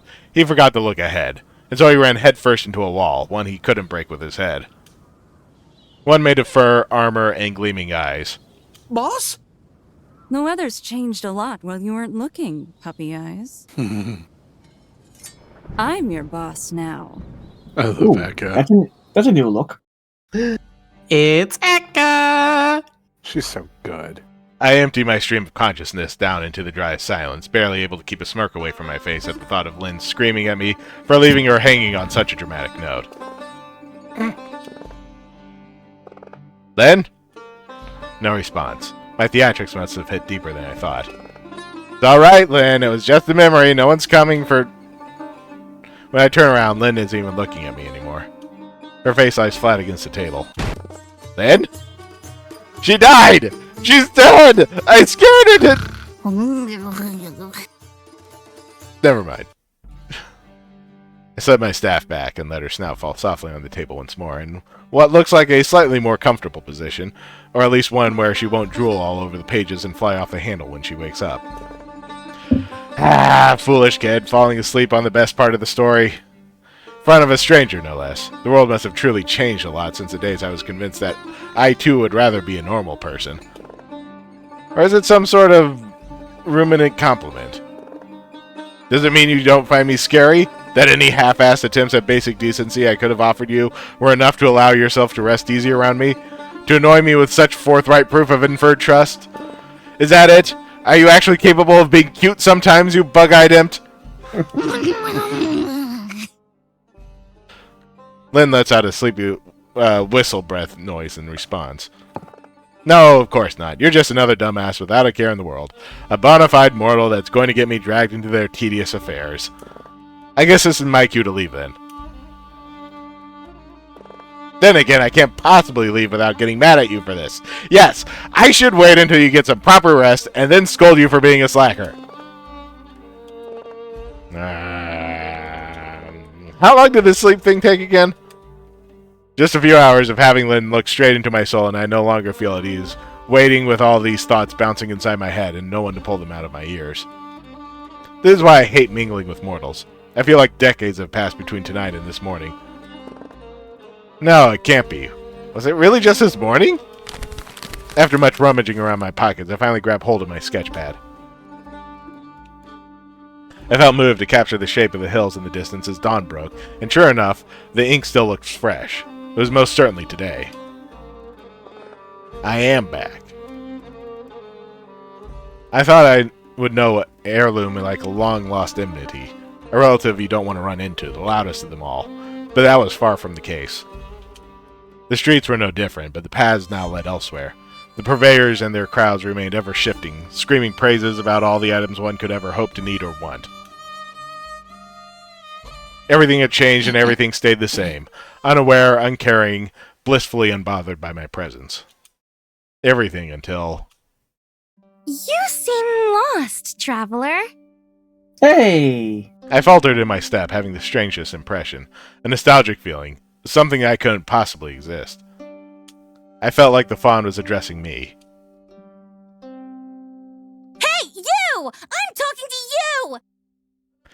Though hope was a rare commodity in my heart, I still turned my face towards the little bluster, surely calling out to some other mark in the crowd.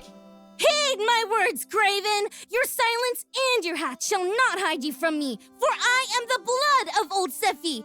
Your thoughts stopped being yours alone the moment we first locked eyes. Grave mistake.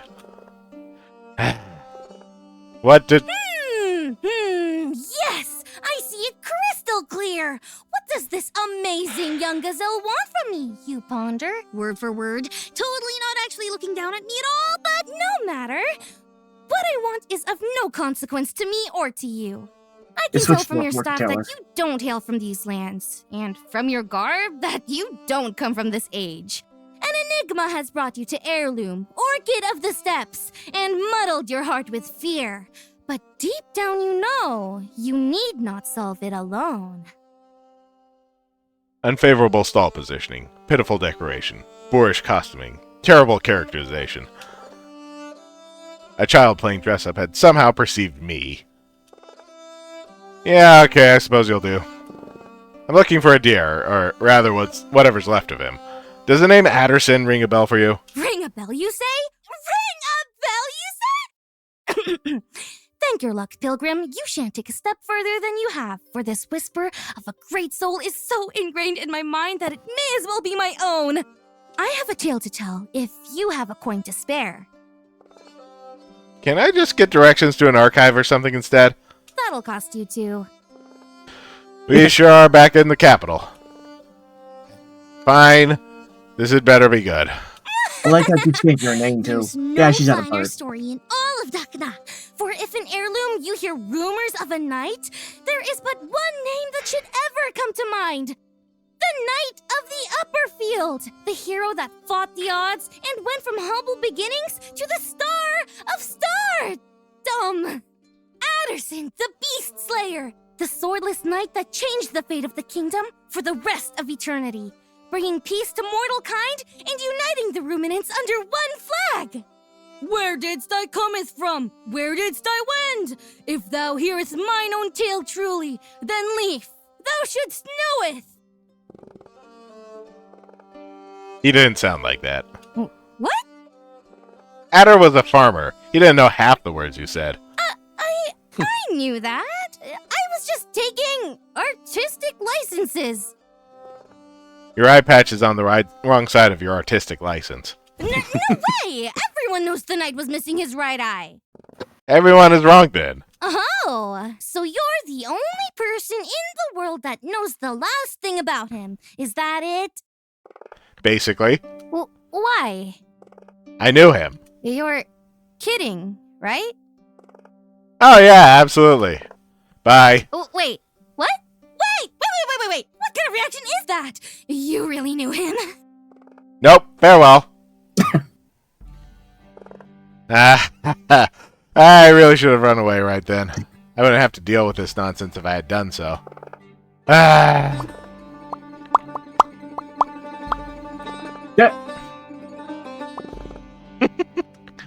This is taking much too long. Tired of reminiscing, I peer over Lynn's side of the table. It's only now that I notice a page peeking out rather conspicuously under her nose. Are those doodles? So kids these days still like drawing, huh? From the way she's holding on to them even in her sleep, it's clear she'd rather eat them than let me have a look. I grab my staff and take a few tentative steps around the little miscreant, careful not to wake her up. She spent the last eternity looming over a private tower of sheets, wet ink, and an empty bowl of candied almonds that she'd bummed off me. Yes, indeed, it is I who provided the tools of the trade and ensured the continuation of her existence so she could focus on writing. I deserve to know the kind of content I'm enabling. Oh, don't eat the soup. It's made out of soup. Oh. Undeterred, I stretch my arm toward the page she's been working on once more, trying to drag the page away from her grasp. It's almost mine. Just a little more. I'm awake. So you are. Now help me up, will you? Promise you won't rip my guts out for falling asleep? No. Lynn crouches down next to me to purportedly hand me back my staff, casually shoving the sketch page behind her. I'm so sorry. I don't know what happened. The obvious problem seems to be that you stopped writing a while ago. What? No, of course I was writing everything down. I mean, I was trying to. It's not like I didn't want to write, but I've got this thing when I eat lots of sweets at once, and everything goes wobbly, and it's even worse when I'm tired, and...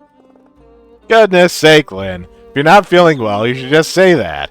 No, I'm alright. I swear, I can handle this. We're doing something important here for the honor of my family and stuff. Your family. That's right, there are people waiting for you. Look at me, preaching about past mistakes when the president is staring me in the eye. I can't believe I forgot something so basic. Let's just leave the story here, Lynn. Your parents must be worried sick about you. No! Look, I'm awake. So awake. I don't have a curfew or anything like that. Just get me some coffee and I'll keep writing all night. No. I have things to do when the sun's out, and I don't plan to add taught a kid that crunches any good for development to the list of crimes I've committed today.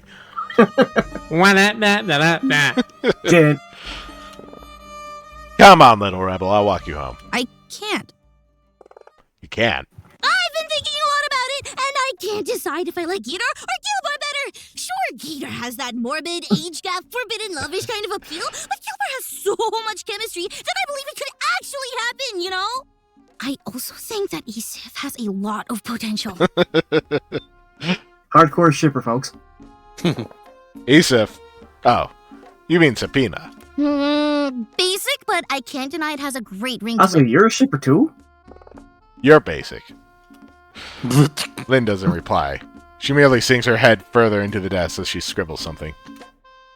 I wait for the eventual comeback that I know she's meticulously composing in her mind, but it never comes. Instead... Oh, wait! Don't go! I'm not lying, see? We can't stop here. I don't want to go until you finish the story. Don't go! Please! I'm going to write even faster. Stay a little longer. A different question begins to take shape inside my mind. Lynn, there's something you're not telling me. Gee, there are a lot of things I'd love to tell you that you don't want to hear. You'll have to be more specific. About you. Oh, hi, Maxie. Hello. Lynn stares at me for a good long while. Eventually, she returns to her doodles. You don't want to know that either. How would you know what I want, brat? I knew you'd say that too, but it's still better than the alternative. Trust me, it's for your sake. Nonsense. I know gazes don't work like that. You're just deciding what's best for me on your own. How are you supposed to know what I need when I don't have a clue about it? I thought that was what the last chapter was all about. That we all need friends because you won't ever know yourself as well as you think you do. We're not...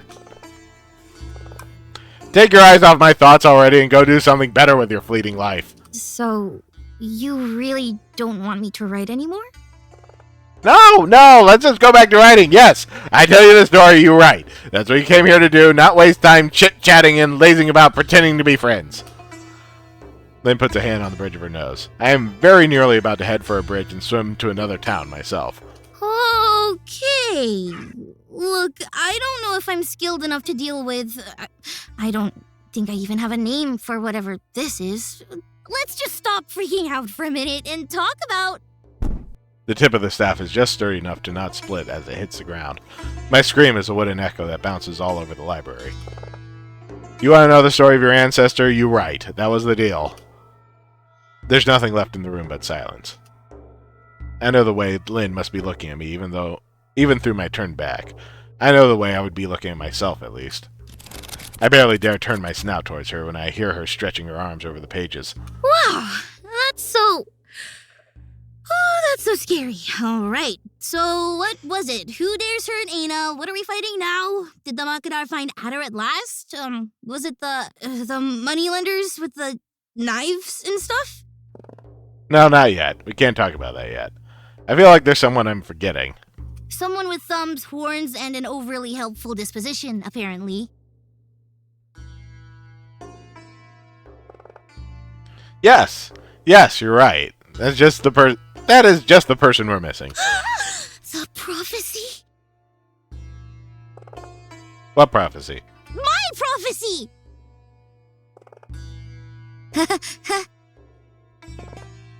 So, about that subpoena content. Let's just get this over with. Right, chapter 4. Dun dun dun dun dun dun dun dun dun dun. I just gotta say, I hope it's not true, but something tells me Lynn is trying to get money out of the story. Why would you think that? Because I get the feeling like she's stuck here. She's been kicked out, and she's trying to, because she's not making a living for herself somehow. That's the theory I'm going with here.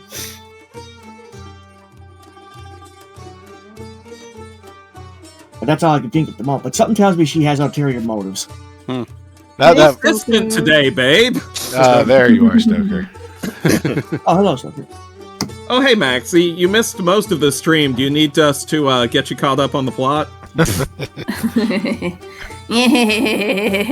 Unfortunately, Stoker, you missed the best line. Oh no! What did I miss? It's when the patron yells, I'm going to kill you, and then I'm going to fire you. That is a pretty good line. Fire you, I say. I'm going to kill you, and then I'm going to fire you. Fire you, I'd say. And then he screams for like 3 minutes. Might be my favorite character. It's hard to say though. His voice kept reminding me of like Gilbert Gottfried, like, I'm gonna kill you, and then I'm gonna fire you. Aladdin, you know. Anyway. Aladdin. Not that far away from the fateful encounter where we left off, missed perhaps by a matter of minutes, linguistic skills, and general irrelevance to her life, there walked a goat. Or certainly attempted to. Though the bustling streets were yet to know her, ordinary as she looked, caked in red step dust and dressed like a mere caravan keeper, history would remember her in a completely different light. Joe! That's Joe, right? I knew she was going to be important. Well, yes, I wouldn't bother mentioning the name of anyone that wouldn't prove to be relevant. Later on. That's not callous or anything. Indeed, I'm glad you understand. The most remarkable thing about Zhao, though we didn't truly get to explore it the first time we met her, was, you see, the special feature that set her apart from everyone else was the fact she was so short that she wasn't so much standing out as standing under. A petite ibex, with horns so curled and large that the combination of looked rather comical, had survived society not been obsessed with the way it was with horn size. To the average deer, she would have surely seemed rather formidable opponent. Seen from any other, less distorted angle, however, the goat would have been a tiny girl in an infinite city, marching to the beat of her own drum. And her timing could not have been any worse. Find them! Find those traitors! They can't have gone very far! Excuse me, The size of this newcomer was so below the Acthorian average, in fact, that she was just about a whole head short of reaching the necks of most locals around her, apparently equipped only to address open collars and high belts. Beasts! I saw them! It was a pack of beasts! Are you out of your goddamn mind? You can... Golems! It's an army of golems! One can tell me how arrived to the Temple of Hate. Out of the way! Catching an elbow in her face as she traversed a panicked crowd ended up being, therefore, a matter of statistics. The goat lost her footing and plummeted back towards the ground.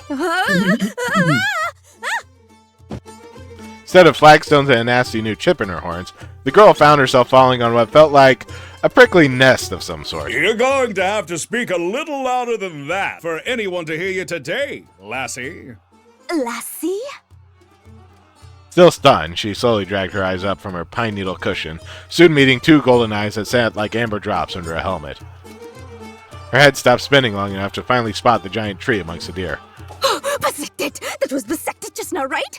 No, that's not... I mean, I understood it. Your speech was perfect. A respectable sibling. I'm so sorry. I should know better than to question the wisdom of a child of 2. You would be the first one, really. Anyway, I'm so glad you're here. I couldn't even find my way past the market. This place is so different from home, and there are so many people, and everyone walks so fast that I...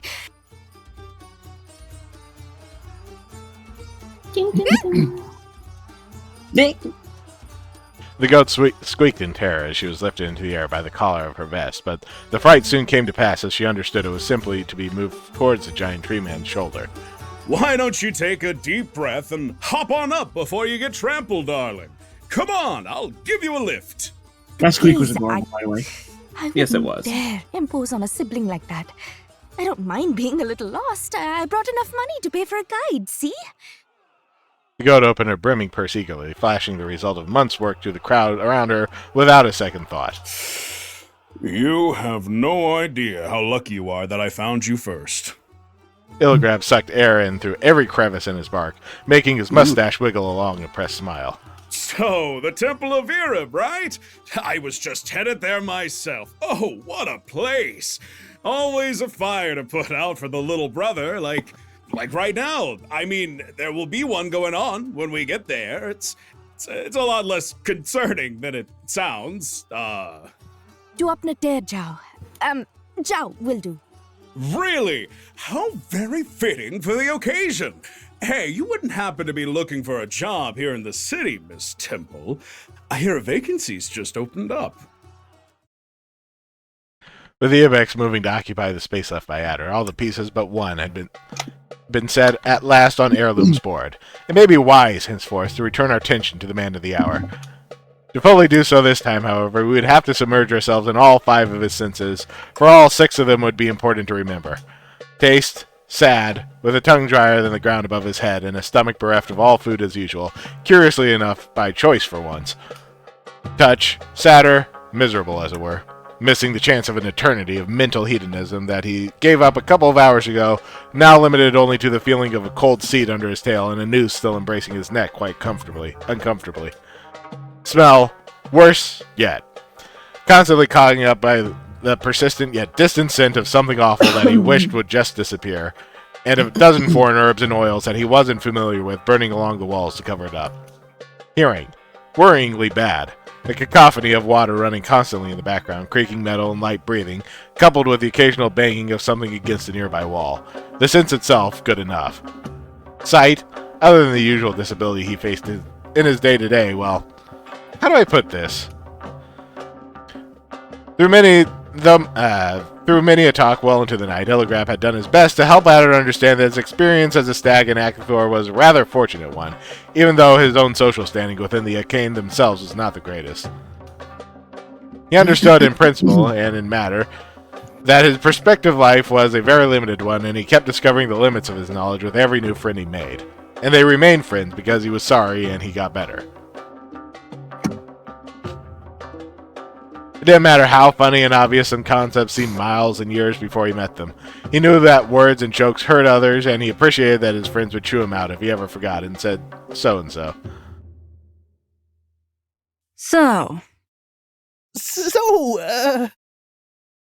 He was, however, quite wary of accidentally... is. Oh, there she is. Knock knock, Stoker. Deaf King Call. He wants his waifu back. He was, however, quite wary of accidentally coming up with any so and so that could get him chewing around this new, unfamiliar company of fluffy creatures with glowing eyes, spiky ears, and spiky teeth. A company that had so kindly seated the terrified stag at the helm of their empty marble table and surrounded him with nothing but rows of peculiarly moist, pearly white smiles. And though, yes, he kind of wished he could travel back in time to 5 minutes ago when he was all nice and unconscious, hoping for swords and not teeth, it was that sixth sense I mentioned that made him take his hand to his burns and kept his butt glued to the seat, knowing it wasn't just his neck on the menu. Better start making friends, fast. You folks from out of town? Good opener. Mm-hmm. We've been sailing for quite some time now. Sailing, you say? So y'all are sailors in here. Darn, I'm so jealous. Always loved the sea, but I ain't never been on a boat before. You know that So, how are you liking your first time on a ship then? the whole you folks from out of town, that's their friends to Cam will like anytime there was a silence, Void will be like you folks from out of town. So, you folks from out of town there? And then he'd follow it up with, "You seem distant, babe." You seem distant today, babe. Adder swiveled his face from side to side, confused. As it turned out, the dining table wasn't the only marble piece in the room. Both the matte ground and the radiant slopes that curved into the ceiling seemed as if carved out of a pink-veined pearl, turned deep blue by the darkness and warm yellow by the candlelight. Though such a sight would have been out of place for the palaces inside Adder's imagination, the air inside was so biting it seemed bleak night had come early. It might have been colder yet if it weren't for all the flames illuminating the room and the rugs. Fur rugs, not fluffy blankets like those made out of bush feathers, actual hides. Far too long to belong to any type of ruminant Adder was aware of, but little did that change their effect. It ain't quite what I expected. Yeah? It doesn't get much nicer than this, living in the sea. Though, I'd rather be moored just about anywhere else. I'll give you that. The creature punctuated her complaint with a sharp huff, clearly more bothered by the odd underlying smell than Adder was. Moored, the buck repeated internally. He had no idea what that word meant, but he had a hunch the vessel wasn't precisely moving. He planted his hooves firmly on the floor, trying to feel the ship rock, letting the beast's growls and the beating on the wall fade into the rhythm of the whispers of running water somewhere below him. Whatever they were, it didn't sound like the sea, and that was everything Adder needed to glimpse the faintest ray of hope. Well, I don't want to make y'all feel like I don't appreciate the way y'all saved my behind back there, but I got a couple of friends waiting in line to kill me next, so I reckon I should get... No way.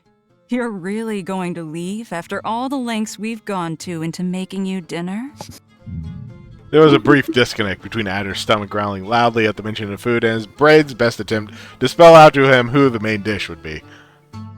His so-called new boss, turned towards one of the other creatures and growled something. Unlike Ana's abrupt sound, hers had a complex and rhythmic quality, an inflection of them that made them feel connected and purposeful. The crewmate soon came back, carrying a fruit bowl filled with radishes, Adder ventured, from the chunks of fresh turf, roughly carved out of the land with roots and decaying leaves sprouting out of their sides. As if to finish garnishing the dish, a maggot crawled out of the soil and onto the table, only to get politely pierced by the claws of a crew member and placed on top of the radish again. I have to admit that we're not exactly well-versed in deer diets, but I was told that you were rather fond of roots and tubers. No, you got that right, ma'am. There ain't nothing in the world my belly loves more than good old roots and tubers. Mm-hmm. Good. Eat them. Oh, I'm eating them all right. I'm eating them even if it's the last thing I do today. You're still not eating them. Well, of course not. It's poor manners eat for the host. Not where we hail from, pup. In fact, none of us are going to have a single bite until you're done. Yeah, no, that's the part that worries me, actually. The creature sitting right in front of Adder cocked her head to the side in confusion, and then back to follow Adder's line of sight. The row of frothy mouths that waited behind her vanished into whistles and gargles. Please excuse my crew's manners. We haven't had any fulfilling meal in a while, so they're a little on edge. We're cannibals, you know. She turned to growl something again, prompting a general whine. A stronger exchange ensued, making the crew around her scutter away between mutters and huffs. You have nothing to worry about while I'm around, of course. Perks of being the captain. I get to keep all the best bits for myself. Well, it sure is reassuring to hear you got a taste for quality food here. I must be a real shredded venison, because I'm nothing but the scrappiest of scraps. Only 2 people remained seated around the table, and one just decided to stand up from her chair. So, are you going to eat your deer food now? You know what? I think I'll pass. It ain't you, it's the noose, see? Won't let any food through at all. Saved from the paws of justice just to fall into the maws of starvation. The tension in the room was so thick you could have sliced it with a knife and thrown it towards Adder's face to hopefully make him shut up. Because if one thing was clear by the proximity of the captain's snarl to his snout, it's that she wasn't going to let that happen on its own. The fanged creature yanked Adder towards her by the long end of his noose, intent on dredging every last sound out of him. You're going to have to try a little harder to fool me, dear. How did you find the way to Heirloom? Who do you work for? You, apparently? I asked for directions along the way. Is this some sort of trick question? His makeshift leash couldn't stand a second tug. The edge of her claws cut right through the rope. Before Adder could even blink, he found himself pushed back into his seat, with the creature looming above him, poised to rip every last tendon from his bones. I know rot when I smell it. I was told we had to make sure a yellow deer would get hanged, not a... What are you, some kind of jackal? Pitiful. Even though any movement could have brought his death about faster, even though the proximity of those teeth should have curdled his blood and rendered him frozen on the spot. I don't know where you learned to make your ruminant sounds, Jackal Cub, but they taught you completely wrong. The sight instead felt so familiar. I mean, you know, I learned my A's and my R's from my mom and pa, but to be completely square with you, I don't think they ever really got half of what I said either. At least I can blame it on my accent when I'm an heirloom. The creature's ears flicked forward. She glanced around as if wondering where his fear had gone, and then shrank further back yet, sheathing her teeth behind her lips. Explain this monpa to me. You know, it's when a deer and a doe love each other very much, and then, you know, they have kids, like parents do. I'm not sure how y'all, The captain took a long look at Adder as he awkwardly bumped his fists together, peering at him from And then she proceeded to demonstrate how. Anyway. Peering at him from his blush face to his jittery hooves and then back up again. Her nose twitched. Not quite satisfied with the results of whatever it is she was doing, she curled her index finger into her thumb and then snapped it against Adder's horn. Ouch! Hey, that's not very nice! With her free hand, she grabbed Adder's mouth and snapped it open, way past the point anyone's jaw should ever extend. She could be friends with Bearbus. Sheesh. Fleece my face. Flat teeth! You're an actual deer after all. You're just like half dead or something. Oh, you should have told me, you scallophead. Oh, wow. Oh, that's so funny. Think she's politer. No wonder you weren't scared. I bet deep down you were all like, oh, this Echo Wolf doesn't even know how litter making works.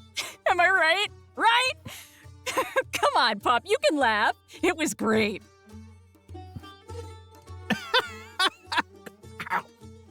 Yeah, that's exactly how I was, 'cause I totally know what any of those words mean. Hey, you have to do the thing. Do the thing again. Which thing would that be now? The words. Do the funny thing to the words when you speak. Oh, you mean my accent? It's the darnest thing, ain't it? Chantere's finest. I'd say it's a knee slapper, but if I slapped my knees with these flappers, I may just have to crawl the way back home. I really want to know what that is in other not what the languages, other deer that looked thing you like. just said. You're so thin I could snap those brittle arms of yours in two with a single bite. What, Chantere? No, the whole. Huh? You know, the derned is that whole sentence. You know, because I'm just wondering how. Yeah, like how that would get localized. Yeah. I mean, he has an accent in Spanish too. Oh. And in Japanese. In French, I don't think he has an accent. I think he just kind of like talks like more colloquially because French does not allow accents. Yeah, I was about to say, France, like, has an entire government agency to legally make you speak French properly. Well, in that case, he should speak Canadian French. Oh. If only I do Canadian Rick, French. that's how wars get started. What a meager meal you'd be. A thin trail of drool slid down one of the creature's sharp teeth onto Adder's shoulder. The deer's apple bobbed up and down his arid throat, praying that it wouldn't become the next focus of attention. Couldn't agree more, ma'am. There's so little of me left, it's a wonder I'm not see-through yet. I don't suppose anyone's told you about this funny little thing called mange. Though the creature's expression remained unreadable as Adder listed the many reasons why he would not be, in fact, apt for consumption, it was clear that there was a shift of sorts in her general demeanor. She had loosened up somehow. A toothful half-grin decorated her face by the end of his spiel. And that's why eating venison would lead to the end of your whole species, so please don't kill me. You're such a weird little deer pup. As a good thing? Oh, yeah. I don't need to know many grazers to tell you're a strange one. You make me want to sink my fangs into your neck and bite you open just to know how deep the weirdness runs. Not in an eat-you way. That'd be a waste. Do you get what I mean? Ooh. No, not at all. Can't say He's horny for you, Adder. Look, I think some people So don't get it. kind of This like is meant cute to be very- aggression. This is meant to be very horny. And some people don't get it. The people who do, they do. But some people don't get it. This is meant to be very horny. Listen. Horny is my first language. English is my second. She's totally a cannibal. No, I suppose you wouldn't. Maybe you'd be more than a pile of bones if you did. She's not a cannibal. They're not the same species. Pretty great, doesn't it? Lucky you! I found you a name.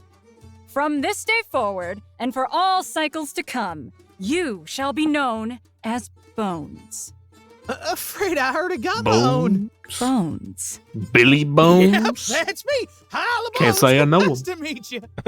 Gotta change his name to Bones, please. Man, you're a howl. I can see why Aina wanted you to come so much. Aina? She wanted you to come so much, huh? Hold up. Aina was the one who called you back there then, right? Where is she? You know, it occurred to me the other day that any kind of sex that Adder and Aina have is gonna be anal. No. Boo, boo, boo. You are banished to the shadow realm. Send him to the poundy box. Don't worry, puppy. You'll be back with my sister before you know it. She's having a little break after our welcoming party, but we still wanted you and Dad in on the family dinner. Sister? Dad? You mean? You know, our father. Forehead Dun, dun, dun, dun, dun. So that was Adder moving right next to the wolf on the board. A change in management, a rejected turnip, and a planned family reunion, but the boy hadn't arrived at this place alone, of course. Oh, jeez, I lost track of time. It's bedtime. Unbeknownst to him, intermittent beating noise that he kept hearing somewhere on the other side of the wall was that of two long, cramped hordes being rammed desperately against the smallest cracks in the marble. Okay, we probably should save. Save Sep for next time. You look distant today, babe. Is something the matter? You really got attached to that fucking sentence. Well, no, Rick had to go kept through coming this. back to it during Yeah. the chapter 3 Going thing. back We to it. ran into that scene like a dozen times. It and we was just came into it, and it's just Burbeth being, or Elbar. Elbar. Yeah, it's Honestly- just Elbar being like, "You seem off today, babe." honestly, it was catchy. I couldn't stop listening to it. Sorry, I woke Someone up make at a like 5 a.m. remix. I woke up at Good. 5 a.m. I was like, yeah, I'm Wake going up at to wake up to at see normal them. times, please, for your own health. I try. I'm doing my best. Hmm. All right. Alright, we got some options to read. Just a real quick shout out. Maxie is streaming. Maxie had a Pseudo Regalia stream yesterday / this morning. Go watch the channel if you haven't already. Anyway, we are rating. Who are rating? We're rating Fenergizer. Fenergizer. All right, cool. Well, it was a lot of fun. See y'all tomorrow. Yep. We'll see y'all tomorrow. Bye-bye. Have a good Have night, a lovely everybody. night. Take care. Bye. Good night, everybody.